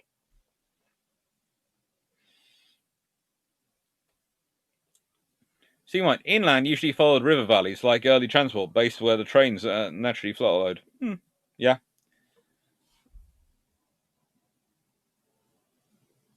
Derp Squad, Don Fritz, World War II, the only land action on Japanese mainland, the subcrew landed and mined a train line. Ooh, cool. Actually, I remember that one, yeah.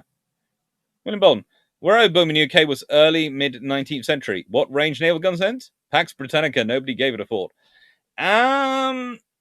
Actually, you would be surprised because the railway boom comes at the same time as there's a big boom in terms of warships design and, more importantly, in terms of ships turning from wind dependent to being steam powered, i.e., not wind dependent. Which means, in the British theory, is that these people could turn up on their coast at any time without the navy being able to be in position knowing they were coming. So they could launch a dash and grab raid or, that sort of thing. And that's what they were sort of thinking about.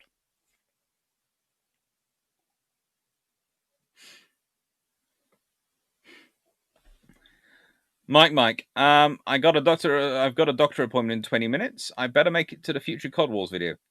You will do, I'm sure. Take care, Mike. Formidable. It was formidable and not victorious.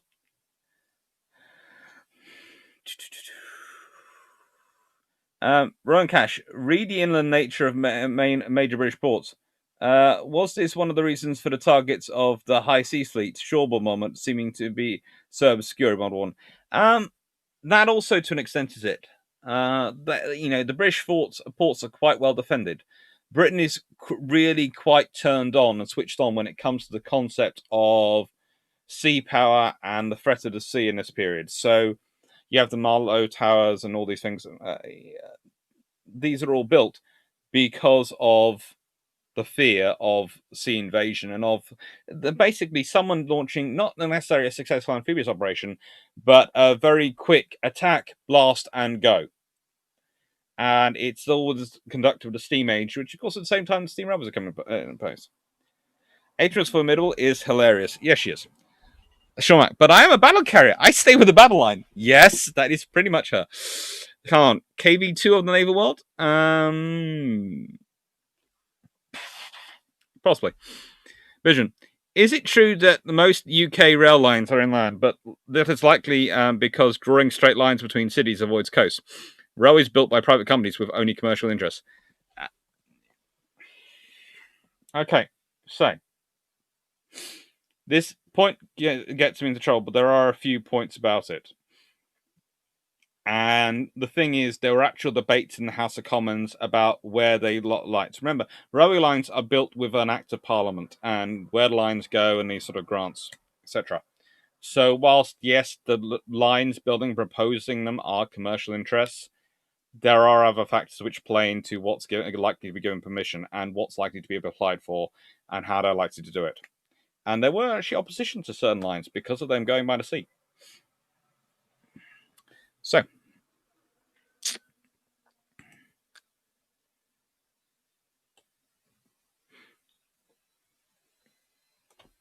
right.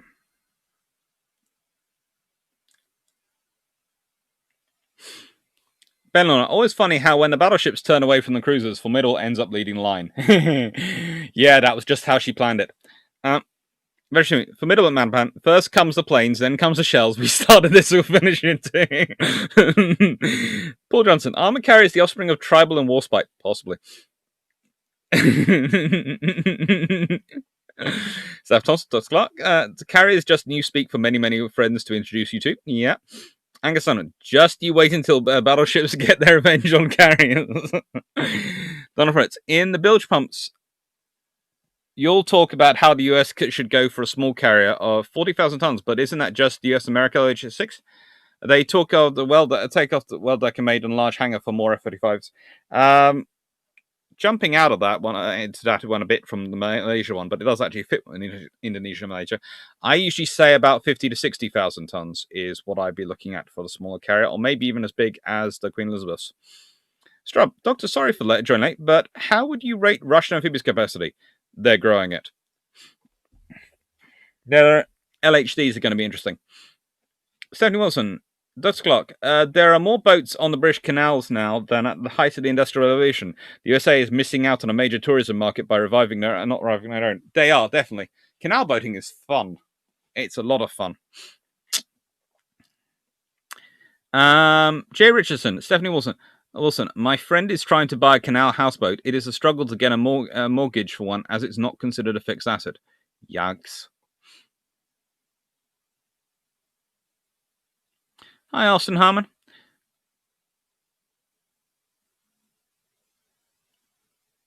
Trent Telenko, USN PT boats use torpedoes to destroy rocks and piers in Borneo. Yeah, interesting. Seriously, I did some consulting on HS1 line as my first Civ Div job. That was nearly a decade after the line was complete. It was complete.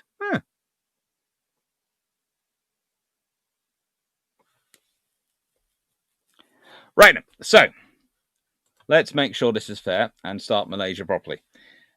Now, the navies of the Western powers continue to mount routine transits of international waterways located within the Indonesian archipelago to demonstrate their right of innocent passage. The US Navy showed its contempt for Duano Declaration by passing a destroyer division through the Lambak and Makassar Straits in 1958.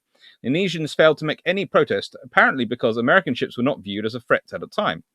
However, when an American carrier battle group transited the Java Sea and the Sunda Straits at the height of the confrontation in August 1964, Jakarta took issue and responded by declaring that henceforth foreign shipping passed through its waters would have to seek prior written permission. In effect, this curtailed the right of major maritime powers to navigate freely through international waters, international straits within the Indonesian archipelago.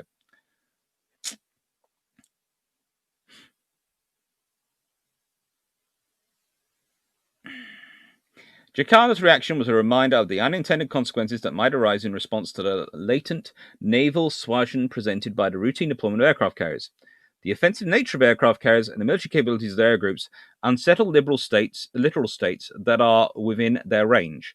Therefore, passage of carriers has seldom been regarded as a routine transit, especially in periods of tension. In this instance, the British carrier group represented a qualitative and quantitative superiority over the relatively inferior air forces of small powers like Indonesia. Jakarta was jolted into taking preemptive action to regulate future transits in view of prevailing troubled relations with Washington. Its new policy was to put to the test almost immediately by the transit through the Sunda Straits of a British naval task force led by the aircraft carrier HMS Victorious on its way from Singapore to Fremantle in Western Australia. Now, aircraft carriers are, of course, major assets. And it's not fun when they pass that close to you because, as is the case today, when we're talking about, often it's the US Air Force which we focus on, a US Navy we focus on, and when they turn up, their carrier turns up, that's one of the largest air forces in the region. Well, the thing is, it's not just the US Navy which has that facility now. If you think the Charles de Gaulle turns up, that's one of the most powerful air forces in the region. Any region it goes to. So is the Royal Navies, especially once the Queen Elizabeths are up to full chat and have all their F-35Bs, all their Merlins, everything aboard, they will be a major capability floating not far away from you. And the thing is, these things move. So A, they're hard to keep a track of. You can keep track of them, but they're not particularly easy. And B, they get closer and closer. And of course, that means they have a lot quicker reloading times.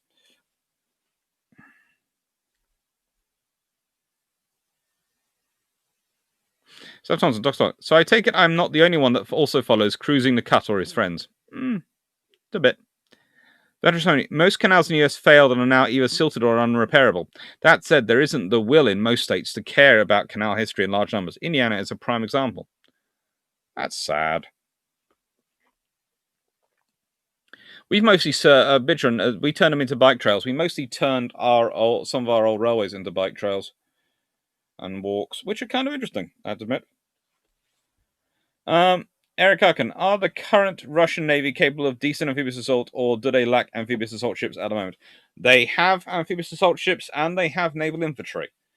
Within their limited numbers and forces, they are able to mount quite a decent operation if they need to. And they are growing them. They have more ships being built. So, and actually, the naval infantry are one of the groups which has professionalized quickest. Okay, you have the airborne troops and the naval infantry, and some of the guards units have managed to pretty much professionalize, as much as the Russian forces are doing so. And they're no longer conscripts. They are very well trained, very well drilled troops. They are, in many ways, an elite. I wouldn't say they're quite on the par of the training of the Royal Marines, but unlike the Royal Marines, they do have significant armored assets. So it could be an interesting contest if they ended up against each other. Jerison, even US train lines have failed. It's quicker to fly, it's cheaper too. Over here, it's easier to fly from London to Birmingham, especially from where I live. You fly from London to Birmingham?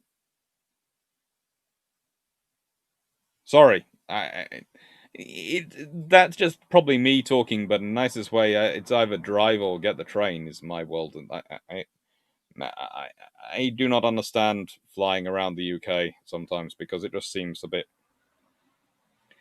You have all these luggage restrictions, and it's not that far to drive. Honestly, my Subaru eats it up in a few hours, and I can take all my books with me. The planes don't tend to like me boarding them, not civilian ones anyway. I bring far too much luggage. Donna Fritz, once the USMC is launching from the QA, it will be unstoppable. Just think, the Marines will have access to preference enhancing booze.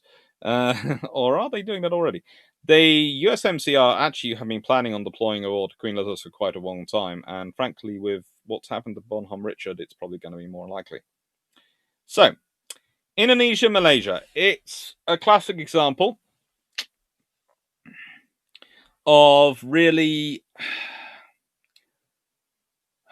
of some of the troubles with decolonization, and in terms of if decolonization is as difficult a process as colonization by a long ways and requires just as much thought, but trouble is doesn't always get it. And with Indonesia, Malaysia, handling it is kind of interesting because you have a government which is looking to expand its influence and expand its presence. And the trouble is it has very hard limits on what it can actually achieve. It doesn't have the logistics. It doesn't have really the military capability to achieve what it wants quickly, especially not when it's facing the forces it is. One of the things I often think looking around there is if the Indonesians hadn't got involved, they just waited a few years, consolidated themselves, they'd have probably found the British would have drawn down their strength, and so would the Australians and New Zealanders and other personnel out there, probably back to mostly to Singapore. And it would have been the Malaysians guarding there, and the Malaysian forces wouldn't have developed as much as they did, because half the reason the Malaysian forces develop as much as they do, as quickly as they do, is because of the confrontation, and they could have probably walked in and taken it over. But instead, they tried to start a guerrilla war, which they thought would win it, and unfortunately, then quickly realized that actually the people who they thought would support them didn't support them. And you can't really fight a guerrilla war if you don't have the support of the local population. And that is the big advantage the British and Commonwealth and Malaysian forces have. The trouble is also, as at sea terms, is that there's all this naval diplomacy and naval posturing going on around Malaysia while it's taking place, while the war's happening. And that is a big problem for many of them to deal with, for many people to work out what they're dealing with. And what's interesting is we talk about the aircraft carriers there, and we talk about, but really the real queens of the show were the Ton-class minesweepers, which, as you know from my talking about Michael Clapp, are getting up to all sorts of interesting missions, and they really are getting involved wherever they need it to. And they take over the sloop role, which is kind of interesting because, of course, sloops used to be used as minesweepers, and that's minesweepers doing the sloop roles. So it sort of goes full circle, or rather reverses.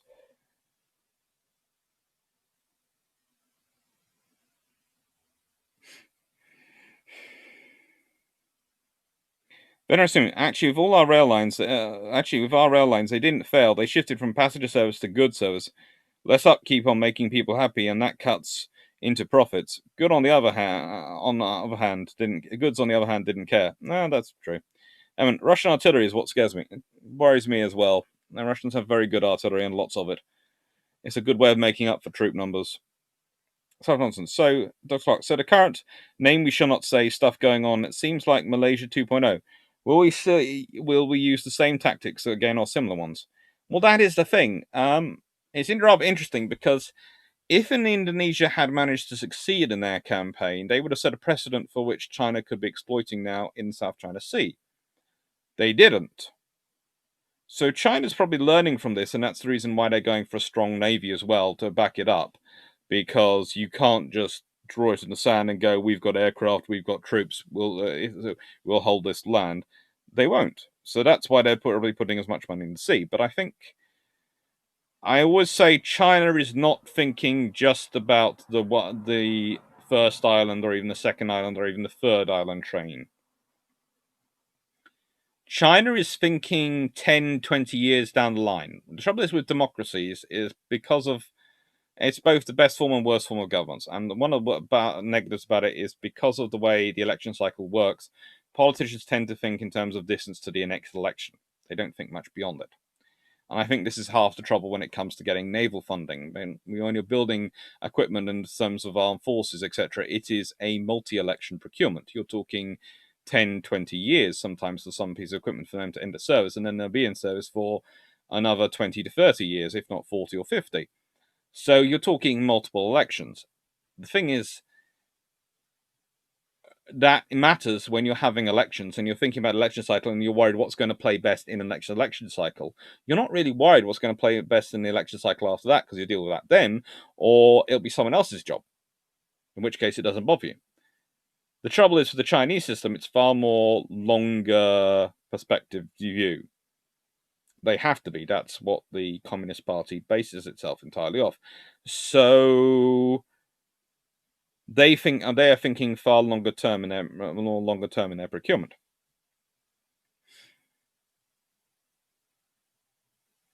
And that's affecting their navy. Stephen Wilson, by the time you messed around in an airport, it is quicker to take the train. Much more comfortable too. Possibly. I don't mind trains. I have to say, the trick I have found is that if I book on the Trainline app on my phone, and I book it far enough in advance, because I know I can buy a first class train ticket for not much more than a standard fare, and I get all my food and drink provided on a very comfortable seat, and I don't have to worry about half the things you have to worry about in an airport. Namely, the great thing about being a solo person traveling first class on a train, you get usually stuck in an individual seat, set of two, so you don't have anyone next to you keep sticking their elbow in your face. Plus, you can take the dog on the train, far easier than on the plane.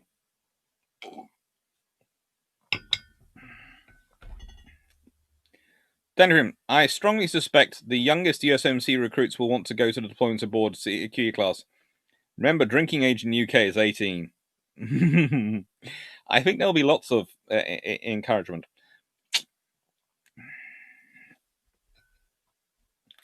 Vision. Did Indonesian guerrillas perform poorly because of poor political motivation?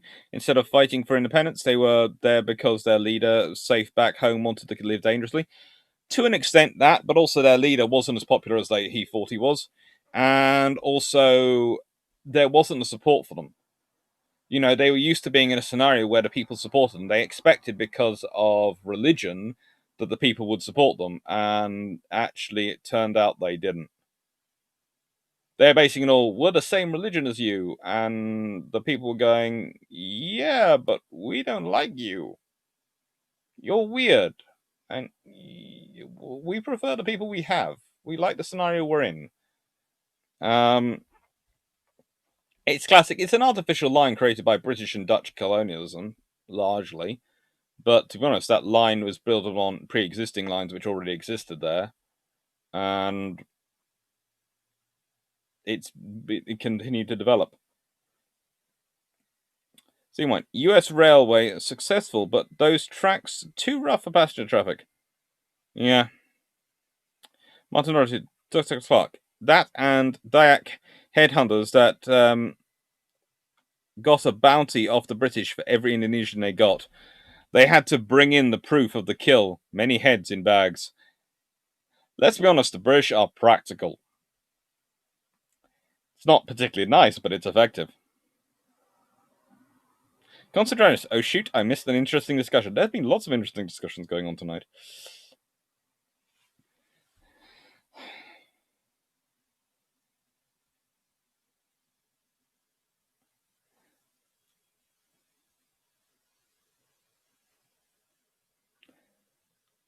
Jay Richardson, what I should say is fly Cessna. It's very cheap. It's an hour and a half to fly, 3 hours on train and 5 hours to fly.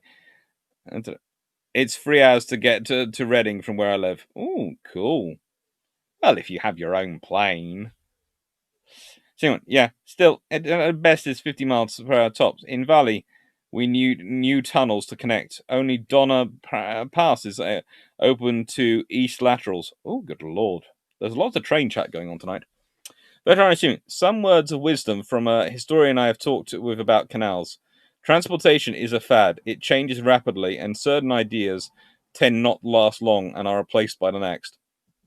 I agree with that one. I'm still waiting for them to produce the transporters.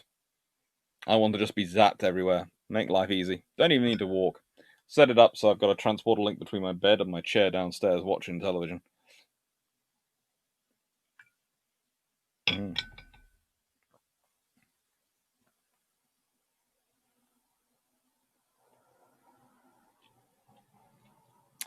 Sam Thompson, Dr. Clark, and versus Grasshopper thinking the double-edged sword of having a monarchy with guiding power of the nation to set an end goal, whilst having a house to run the day by day best. Thoughts? Well, such a scenario did allow Britain to build quite a large empire. Mike, anything like the Greyhound bus in the UK? We have night buses. We have we do have buses wandering around, but they're not really. Again, I've always preferred the trains to the buses. Mainly because the buses always remind me of school trips and taking the students anywhere. That's always on a bus. I loved them dearly, but I prefer to avoid being on the buses. It brings back too many bad memories. Richard, if China moves against Taiwan and fails, is Russia willing and able to ride to the rescue, say with paratroops, naval infantry? I doubt it. Unless China's offering them a lot. I doubt it. Concentratus, Indonesian nationalism is rather misunderstood by most. It is definitely an interesting thing, Indonesian nationalism. It is its own particular branch of nationalism, definitely.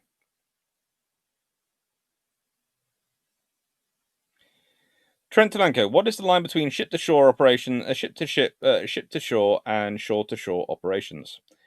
Basically, if you are not basing from the sea. So, if you're running your logistics from one shore and dropping it off in another, that's shore to shore.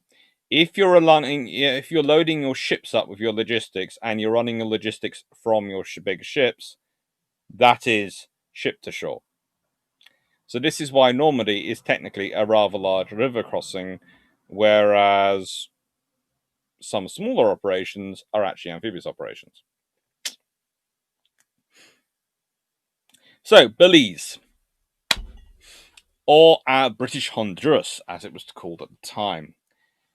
Now, British Honduras is not the most logistically developed country in the world. There aren't many roads. And actually, the interesting thing is the whole war technically owes its roots to a treaty where the British do offer to build a road. And because they didn't build the road, I have no idea why. I've tried looking. I think there's some civil engineering reports about it in the National Archives, but I managed to read them. They instead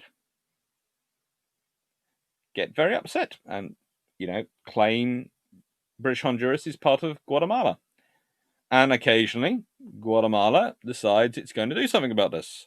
And 1972 is just such a case. They decide they are going to build up and invade, and the British get warning in time.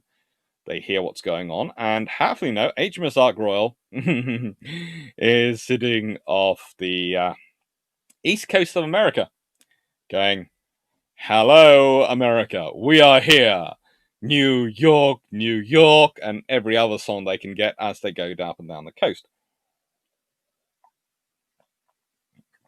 Technically exercising and providing some training for the American Air Defense Command, but mostly seems to be having a rather long, extended American pub crawl. And they do quite well. They charge down. So at the time when they get the call, I think they are... That's Florida, isn't it? That's California, that's Florida. They're off the coast of Florida, and they basically go from the coast of Florida to Belize in a little over a couple of days from morning. And there is... Well, the Guatemalans suddenly find, "Hello, you must be a Blackburn buccaneer, and you've come to say hello. That is so kind of you. There are two of you. And then there are two more with two phantoms. Oh, hello. There's rather a lot of you." And it's basically the Royal Navy's equivalent of going, "Hello, we're here. Do you really want to do something?"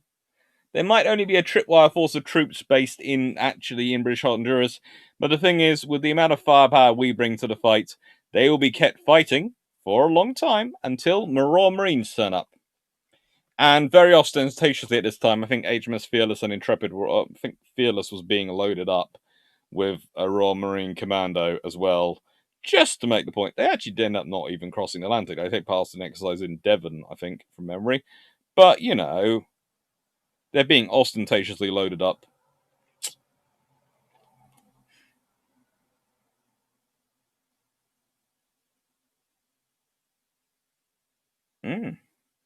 Trent-Duncan. Troop lift requires about 10 times more displacement for 100 times the distance with ship to shore versus shore to shore. It's the only real difference I've seen consistently. It is certainly the sheer amount it does matter as well, because you're going to be basing everything is coming from the ships. So everything for the next few months' supplies, next few months' operations, coming from those ships.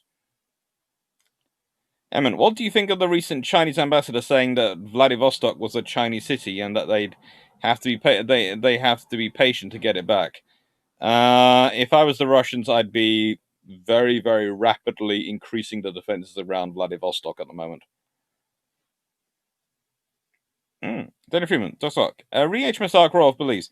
Did they manage to keep her far enough offshore that she didn't try shore bombardment? Luckily, she'd had her guns removed, so she couldn't do shore bombardment at this point. That is the thing. She didn't have guns to enable her to do shore bombardment. It's the annoying thing for the Queen Elizabeth class. I'm fairly sure they quite enjoy some... One of the arguments I've heard as to why they're not fitted with 57mm or 40mm, they might actually be tempted to get involved in shore bombardment if they had anything big enough to do it. Jarishan, British Rail, it takes me 2 hours of public transport, 45 minutes drive. to central London. More expensive too. I also don't have to pay congestion charge either. Honestly, that doesn't surprise me, living where I do in a particular part of Surrey, getting into London. Yep, London is fun, but usually between the cities is actually quite good. Stafford Thompson, Dr. Clark, Florida to Belize in 2 days. They must have been averaging about 28 knots. Definitely, it was in. She was doing very much her maximum speed, I think, for most of the way. Vision, that is public transport, not in city trains. Average street speed in New York City for cars and taxis is 10 miles an hour in daytime. The subway is faster for many trips. Yeah, I have to say, actually, once you're in London, usually getting around, the fastest one is the tube. Larry Freeman, Dr. Clark, they neutered Spade Archer. It's not neutered Spade her. They basically took away their guns. They said they weren't using them anymore. It was the people who were basically claiming that everything was missiles and it was all going to be the layered air defense, and you'd have other ships with guns and around her, and so they took away her guns. But I think myself, and if I just do this a bit, I think she should have been fitted with Mark 6 4.5s, like the Daring class were fitted, as you can see below. And that's why I left that picture showing up in the corner, because I think if she'd been fitted with those, she'd have been very happy. And that would have given her very good air defense. And it would also been very interesting in Belize. Anyway, I have to get moving on because it is almost 8 o'clock and I have till 8:30 this evening because of Mysteries of the Deep tonight.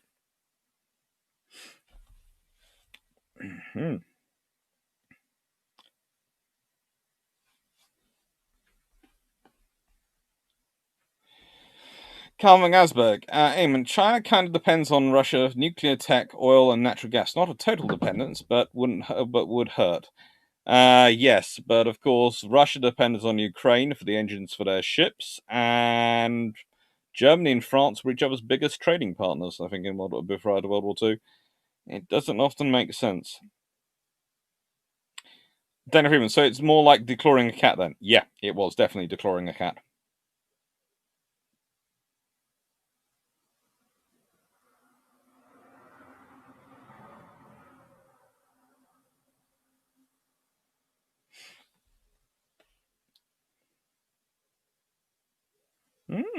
There's all sorts of discussions going on about trains still. Sorry, I keep getting distracted by the train discussion. So, Sierra Leone, and this is the fun thing. Okay, Sierra Leone is one of those operations. You have, at the time, Brigadier General Richards, he had us produce a book, is out there in command, and he slowly gets more and more forces added to him.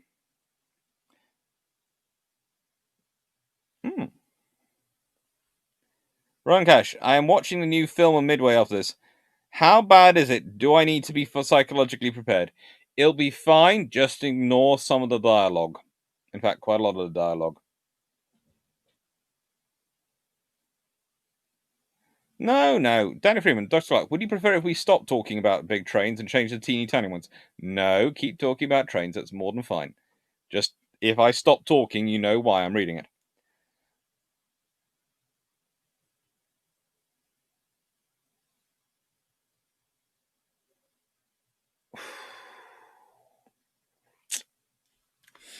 As for the teeny tiny ones, they're sitting down there at the moment. The really teeny tiny ones. The engaged line is sitting down there. And it hasn't really moved on much because I haven't had the time with all the stuff we're doing to build the next generation of houses and buildings for it.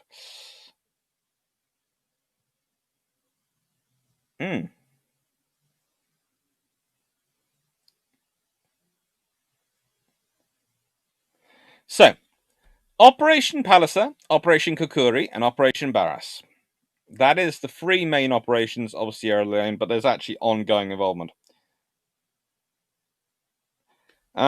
Vision, doesn't the RN's new key in Prince of Wales have a railway in them? They have a sort of automated system which is for moving cargo and ammunition around. It is sort of like a railway, but it isn't really a railway. So, the thing is, for Operation Palisade, and this is the interesting thing, you have deployed Rapid Reaction is a parachute battalion. And they're deployed with enhanced things around them to take over Lugi Airport and basically secure that so they can secure the evacuation of the people who need to be got out of, most of the Westerners and most of the UN people who need to be got out of Sierra Leone while there is a civil war going on. Interesting enough, the British are worried that isn't enough, and of course the rebels do keep advancing towards them. So those are quickly being supported because they've been deployed fast and light.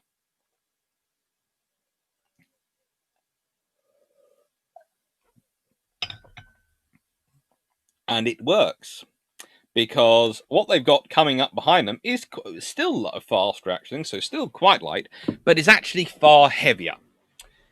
It's got Illustrious with Sea Harriers and lots of Sea Kings coming up to go, hello, I can bomb you.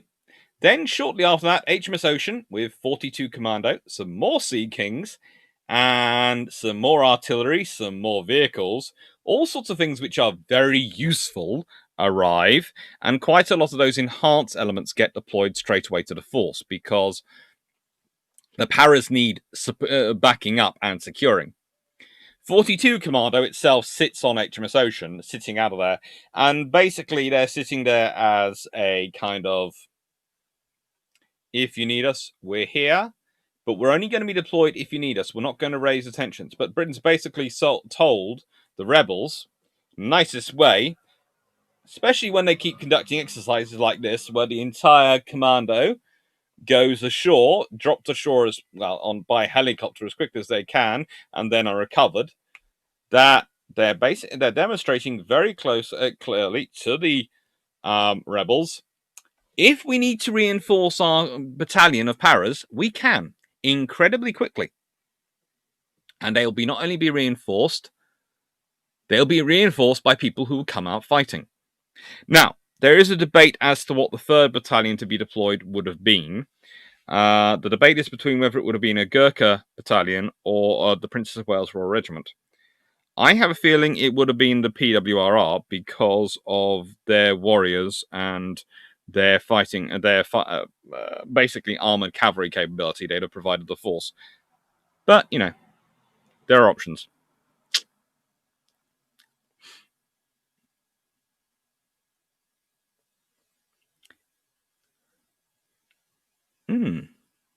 Oh, Richard, doubt China would mount a serious threat to Vladivostok. Why bother? The two symbiotic economies. They would never provoke the bear over a minor territory and ruin a good trade situation.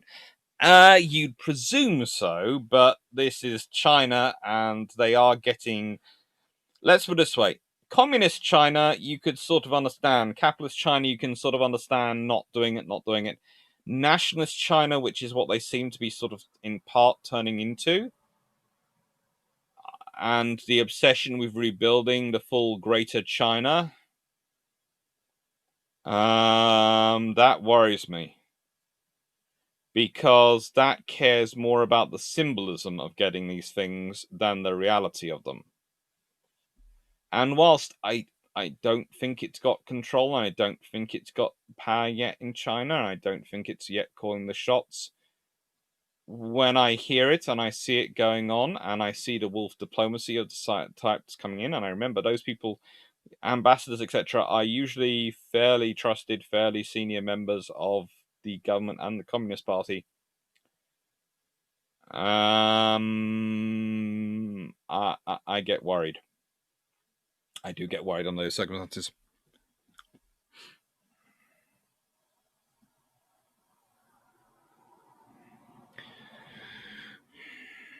Emin, moving forward, Sam Freeman, I think Clark should try to get a job abroad as a joint historical context advisor and railway system chief. Oh, that'd be fun.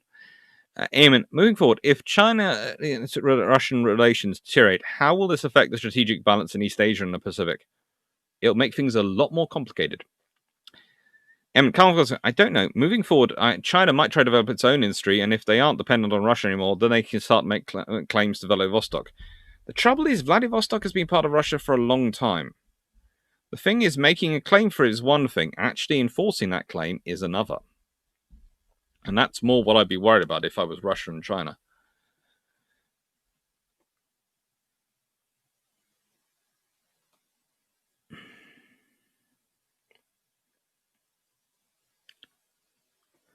Eamon, moving forward, if Chinese-Russian relations deteriorate, how will this affect the strategic balance in East Asia and the Pacific? It'll make it far more complicated, as I said. But also thinking about that, it would also have probably an impact on Japan quite heavily, because Japan would have to be watching both far more than they already are.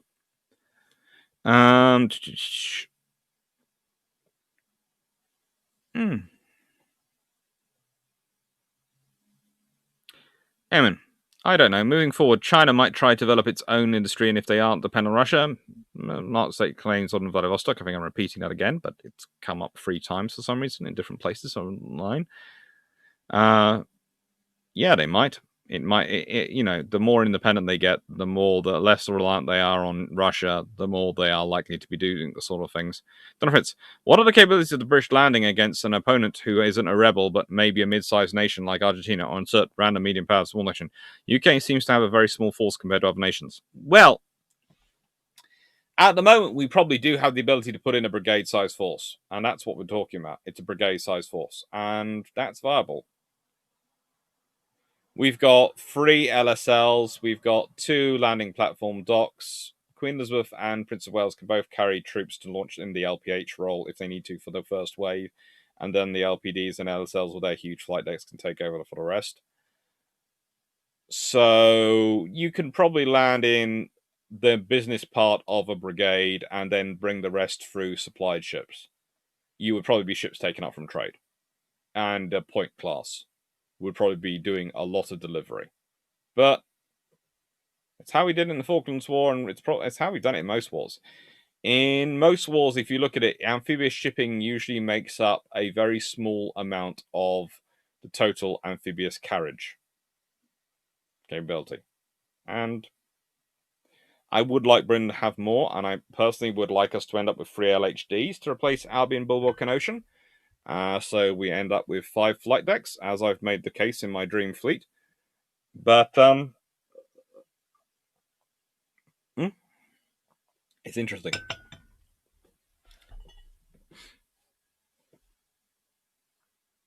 Mike, how does a small naval power even go about deterring a larger power? What can the weaker power do to prevent a blockade or protect their coast? SSKs and mine warfare, probably, to protect their coast.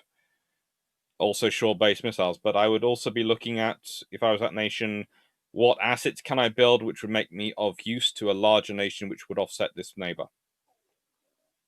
I.e., if I build frigates and a small amphibious capability, will I be a very good ally to have for, let's say, a wider defense alliance? A relatively small investment by me, but because I'm useful to that alliance now and I'm part of that alliance and I show up to exercise and I take part a lot, they are more likely to come and help me should the big neighbor cause me trouble. That's the thing.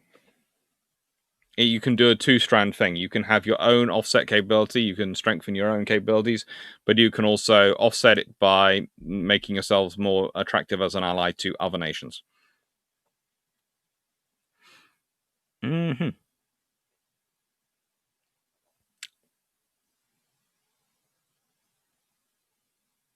Bejon, you should have gone with the Japan model of rail privatization, regional vertically integrated companies, and not dividing British rail into little bits and franchising.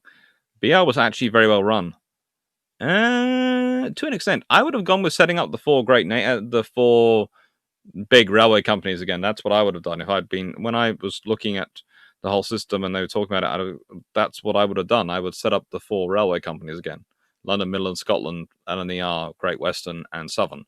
And I'd have gone, there are your railways, run them. The trouble is, you've taken the richest part out of the one of the key parts out of line by setting off TFL. But You could sort that out.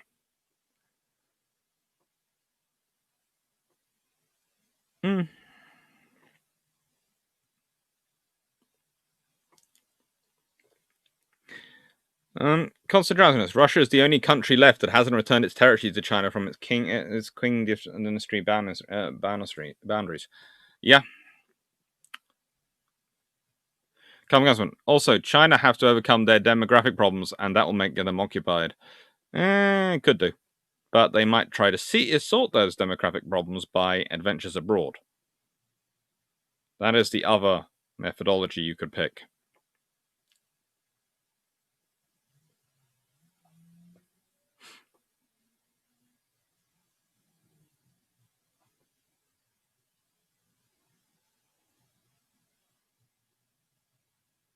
There's a lot of arguing going on about the NHS now. Hello.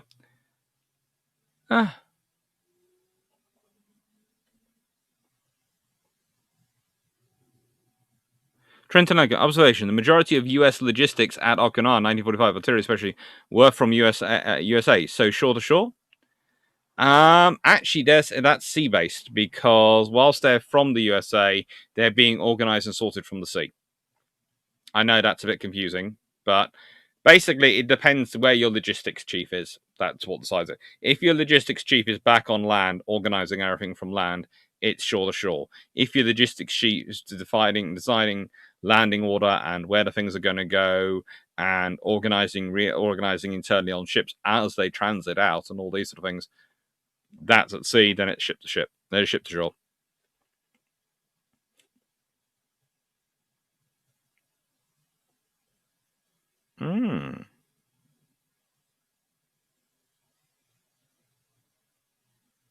Paul Johnson, Dr. Clark.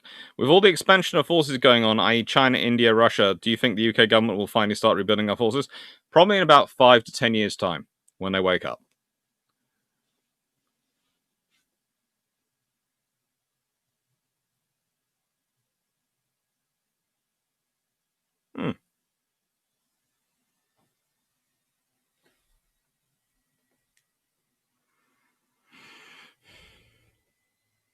So, Johnson, Dr. Clark, if you could, what would your replacement fleet for the RCN be?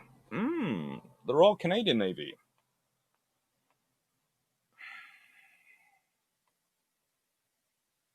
Well, I like the Type 26s, but I'd almost do a match buy of Type 26 and Type 31s because you need something lighter for presence. And they would fit that, especially with being their Danish design. So they actually fit with operating in the high north because they were designed for it. I'd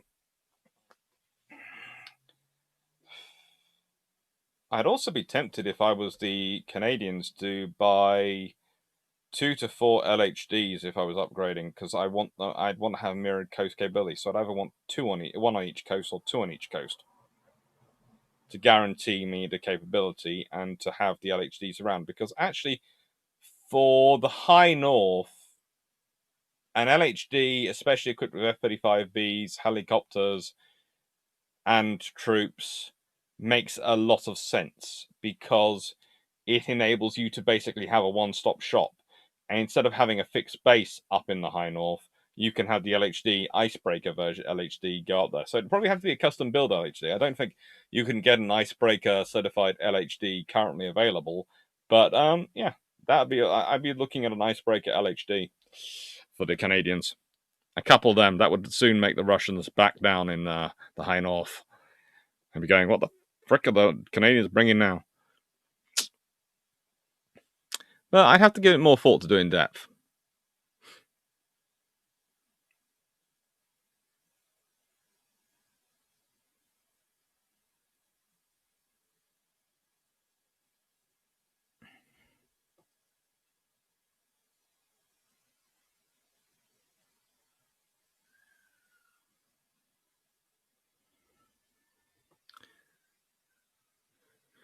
Returning to the Big Four would have been Japan model for British Rail. Japan national railways were divided regionally, so some privatised, others get support from the trust fund. That makes sense. Stephanie Wilson, universal healthcare is extremely useful and works out cheaper as people get their health problems sorted as soon as things go wrong, which is much cheaper to sort out. Okay, so I'm going to go quickly off topic and go into what is the conservative case for, and conservative and right-wing case for universal healthcare. If people have healthcare, they tend to be happier. Happier people are more productive. More productive people give you a stronger economy. Go back, step that back. Also, happier people and more productive who get their healthcare dealt with tend to have the health problems dealt with earlier, cheaper, and therefore are back in the economy quicker. So it builds a stronger economy. And in the nicest way, if you're a conservative and you're about conserving the nation, then actually building a strong economy and building a strong people are what things you should actually be supporting. It's like why support national pensions. But that's off topic completely. Danny Freeman, I would say that for any outward-looking country like Australia, Canada, and the UK, there should be a mix of escorts, LHDs, LHAs, plus plenty of small ships like mine, warfare, and patrol. Yeah, pretty much it's a mixture. But I would say, for Britain, you need an aircraft carrier because of what we want to do with it. That's the thing. We have an aircraft carrier because we want to do it. We would be sort of, that's very much specific scenarios for Britain if you're operating around the other side of the world. If we go into the Pacific from Europe. If we're operating down in the South Atlantic, all those scenarios require an aircraft carrier to provide sufficient air power for basically the fighter support. But otherwise, LHDs will provide adequate.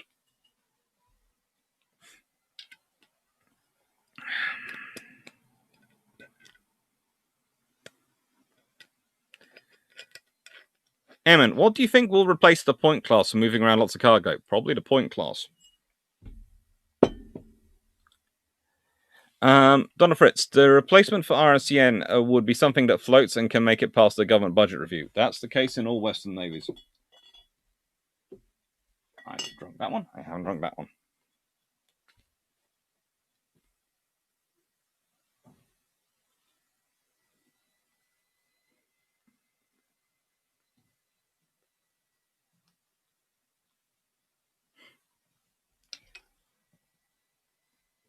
Paul Johnson, still think the Type 31 should have a larger main armament. I can understand your perspective on that one, but if it's a global presence ship, it makes sense for the moment to go with that.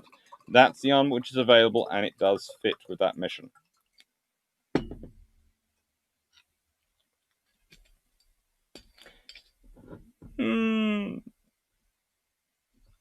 Haida does float. Haida just hasn't been taken out to sea recently, and I feel I could help with that. In answer to someone, but Dr. Clark would refloat Haida and tell everyone to beware.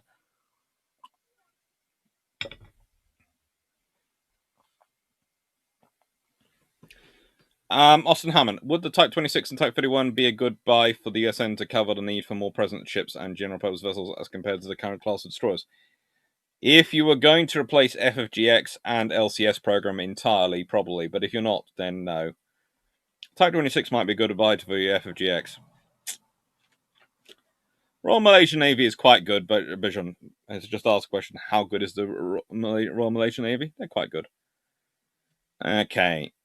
Right, it is now 9 minutes to the end, so I will say what we got coming up.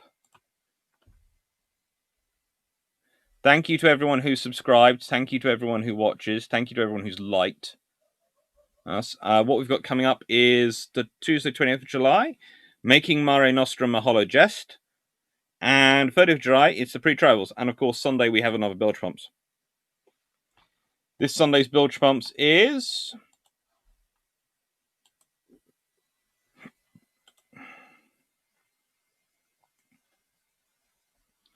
What is this Sunday's Bilge Pumps?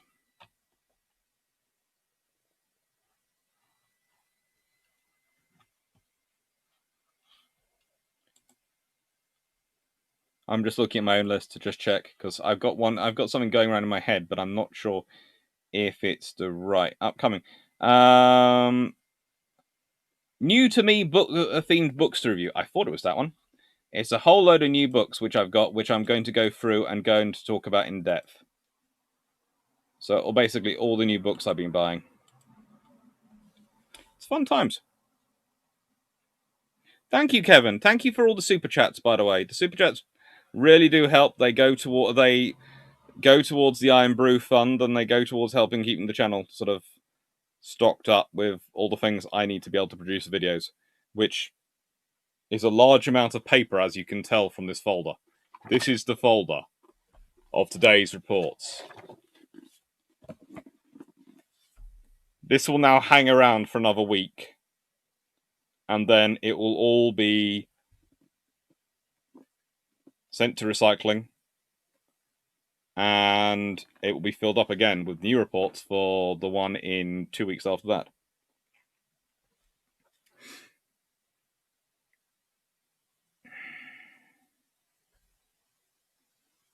JP, RCN Type 31s are called the Wolves. That is probably the truth.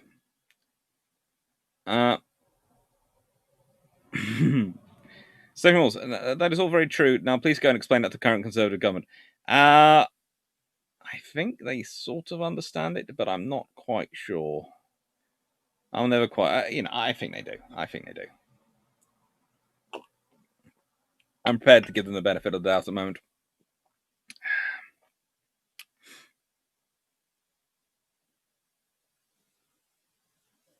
Consideramus, how do you see Asia responding to the current maritime crisis? North Korea is basically being sucked dry of seafood, so I can't imagine people are looking at this and not worrying a bit. They're going to have to work out something, but it's going to cause massive problems for North Korea, especially now it's come out publicly. They can't pretend they don't know about it now. The government, that is. It might be an interesting lever for people making the nuclear case in North Korea. We'll supply you with maritime patrol vessels, and we'll supply maritime patrol to keep the Chinese away.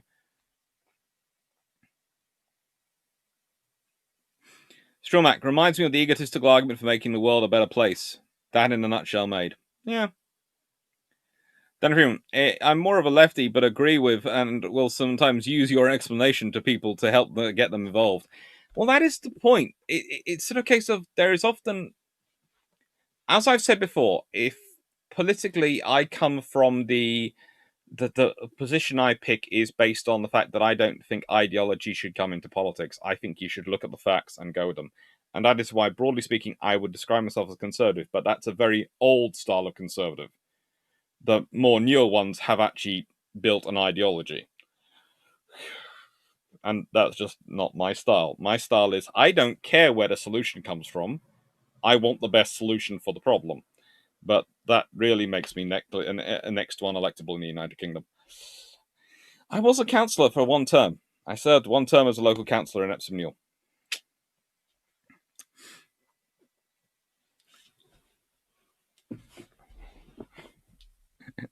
Dr. Clark wants to take Haida for walkies. It would be fun. Haida deserves to go for a trip. And I wouldn't take her that far. She hasn't managed to visit North Korea in a long time. And she could also go to visit Germany and make some points there. And, she could have a lot of fun.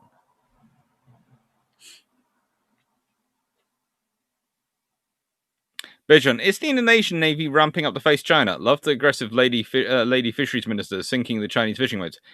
Yes and no. On one hand, they are. On the other hand, they are basically going, we're in so much trouble if we end up fighting the Chinese. JP, RCN needs a follow-on sub-design more than LHDs. That could carry on carry 1/3 of the deployable Canadian Army and 1/3 of the Air Force. To be fair, yes, they probably could do. But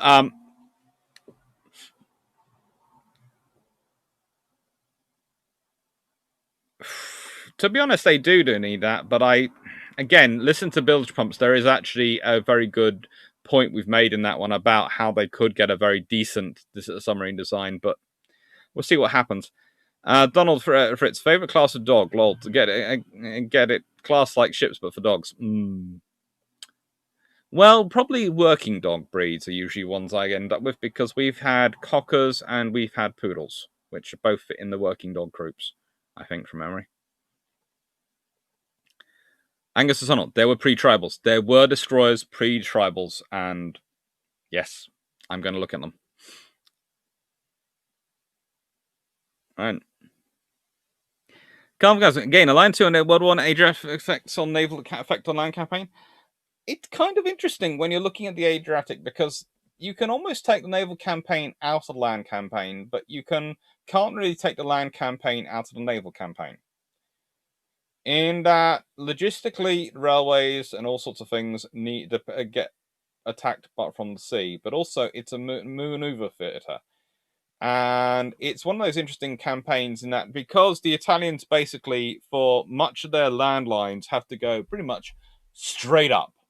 And it's the same for the Australians, who basically it's mountains and fighting across them. They keep trying to do maneuver from the sea. And they get into lots of little fights doing this. And it causes... It's one of those campaigns which is really quite interesting to look at. And really, if Carl keeps badgering me, I will actually probably do a proper video about it so that it's done properly for him. Because I think that's what we need to do. It is Mistress of the Deep tonight. Daniel Freeman, keep the channel floating, I brew. That is my key thing. That is, the patron, those £3 donations for patrons, that goes to my books, which get purchased and will get talked about in brew ships and these sort of things and support things. And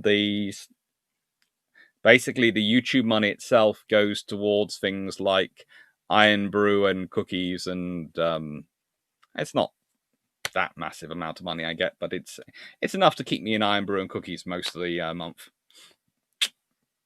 and occasionally cheese.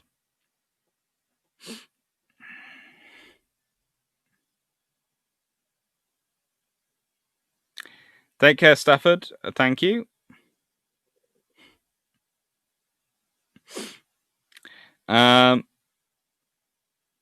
North Korean seafood. Did I say that Russia happens to be in the top 3 wheat exporters and that North Korea bordered to Vladivostok? Yes, so probably that's going to be import from them. Now, now I have visions of Haida trying to mark various businesses on a tour around the world. Not necessarily cock her leg, but maybe just fire 1 or 2 of her guns. Just, that's the version of what tribals do. Paul Johnson, Dust Clark, re-tribal Type 31 Spain armament. I was just thinking that the sloops carried 3-inch or 4-inch guns, and they seem to do global presence duty very well. Yes, but a 57mm is... Okay, yes, a 76mm will be more a 3-inch than a 57mm, but a 57mm is a fairly good weapon, especially the modern ones. So I would go that they're available. It fits with design, and it can carry a lot of rounds, and it can also be used for anti-air and fits with what the Royal Navy needs it. Because you've got to remember, you're building these ships, but unlike sloops, which are basically present ships, but also maritime escorts, these ships are going to be present ships, but also in task groups, second ships. So what do you need for the interior second line in a task group? Well, you need a lot of high energy firepower. So 57mm, 40mm guns make perfect sense for them, for their warfighting role. So the armament is always going to reflect their warfighting role. Their design reflects their peacefighting role.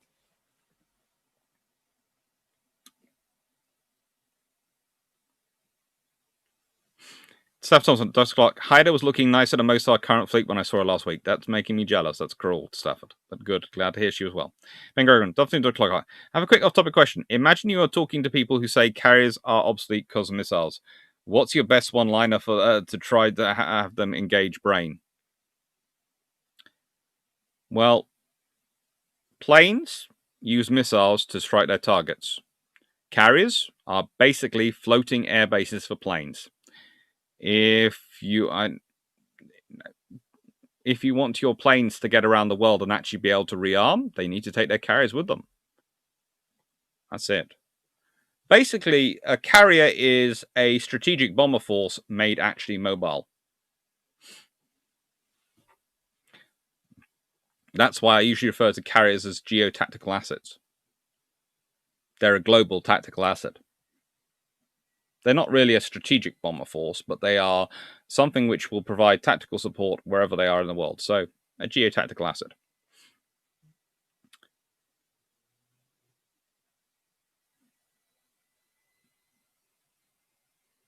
Carl Gasper, is that a permit to bug you? Think about it before saying yes. Carl, go on. You can bug me on it. Jerison, remember the cheese on HMS Nelson. Bye, Jerison. Anyway, I better go. It is now 20:32, and I have got, by the smells of it, dinner almost cooked. So I'll answer these questions and then I'll go. Benjamin, if I recall correctly, Haida has structural cracks that compromise the seakeeping. I think a Great Lakes tour in the summer would be her best walk. Possibly, but I get those fixed. Besides, she's a tribal. They are very, very resistant to actually doing and falling apart. Eamon, do you think the RFA should have enough ships to land and support an entire division similar to the Peninsula campaign? Not really, but I'd be interested in seeing if the Point class could be expanded. If we could have more vessels like the Point class, so it could have the on-call ability if necessary, that would seem sensible. Especially as they can be used for, rather like the Voyager fleet, they are used for civilian tasking when they're not on military tasking, and that would seem rather sensible. South Thompson, sent you the best pics I could when I saw it. Thank you for those. They have been lovely. Pleasure, Eric. Pleasure, everyone. Anyway, thank you very much. As always, thank you to the super chats. Thank you to the subscribers. Thank you to people who've liked and shared this, because that really does help. Because the more people who like and share, the more people get to see it, the more people who will hopefully subscribe, and the more money I'll have for Iron Brew. So that is what I'm thinking. So more subscribers, more likes, more Iron Brew. That means everyone's a winner as far as I'm concerned. And thank you to all the people who have pre-ordered my book. That's very, very kind of you. Trust me, I'm currently getting the captions in on time, and hopefully it will make it to all its deadlines. And thank you to everyone who's on Discord, and thank you to everyone who just comments and chats and who turns up and watches. It's very kind of you. And of course, where else can you find me? Well, Twitter, Patreon, as I said. Patreon is £3. I know.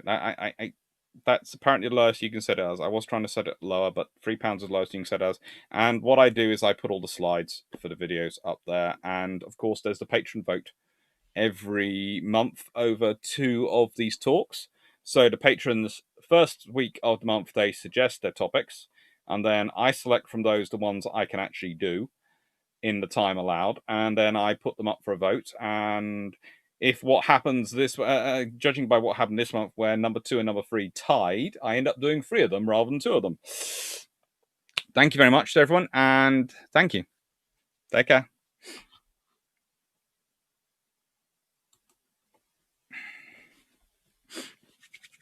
Thank you, Daniel. Thank you for everyone, and thank you, Jay, for watching. Thank you, Stephen. Thank you, Carl. Take care. Thank you, Joshua. Thank you, Stafford. Thank you, Stephanie. Thank you, Eric. Thank you, Abbott. Thank you, Paul. Hope you've all enjoyed it, and thank you very much.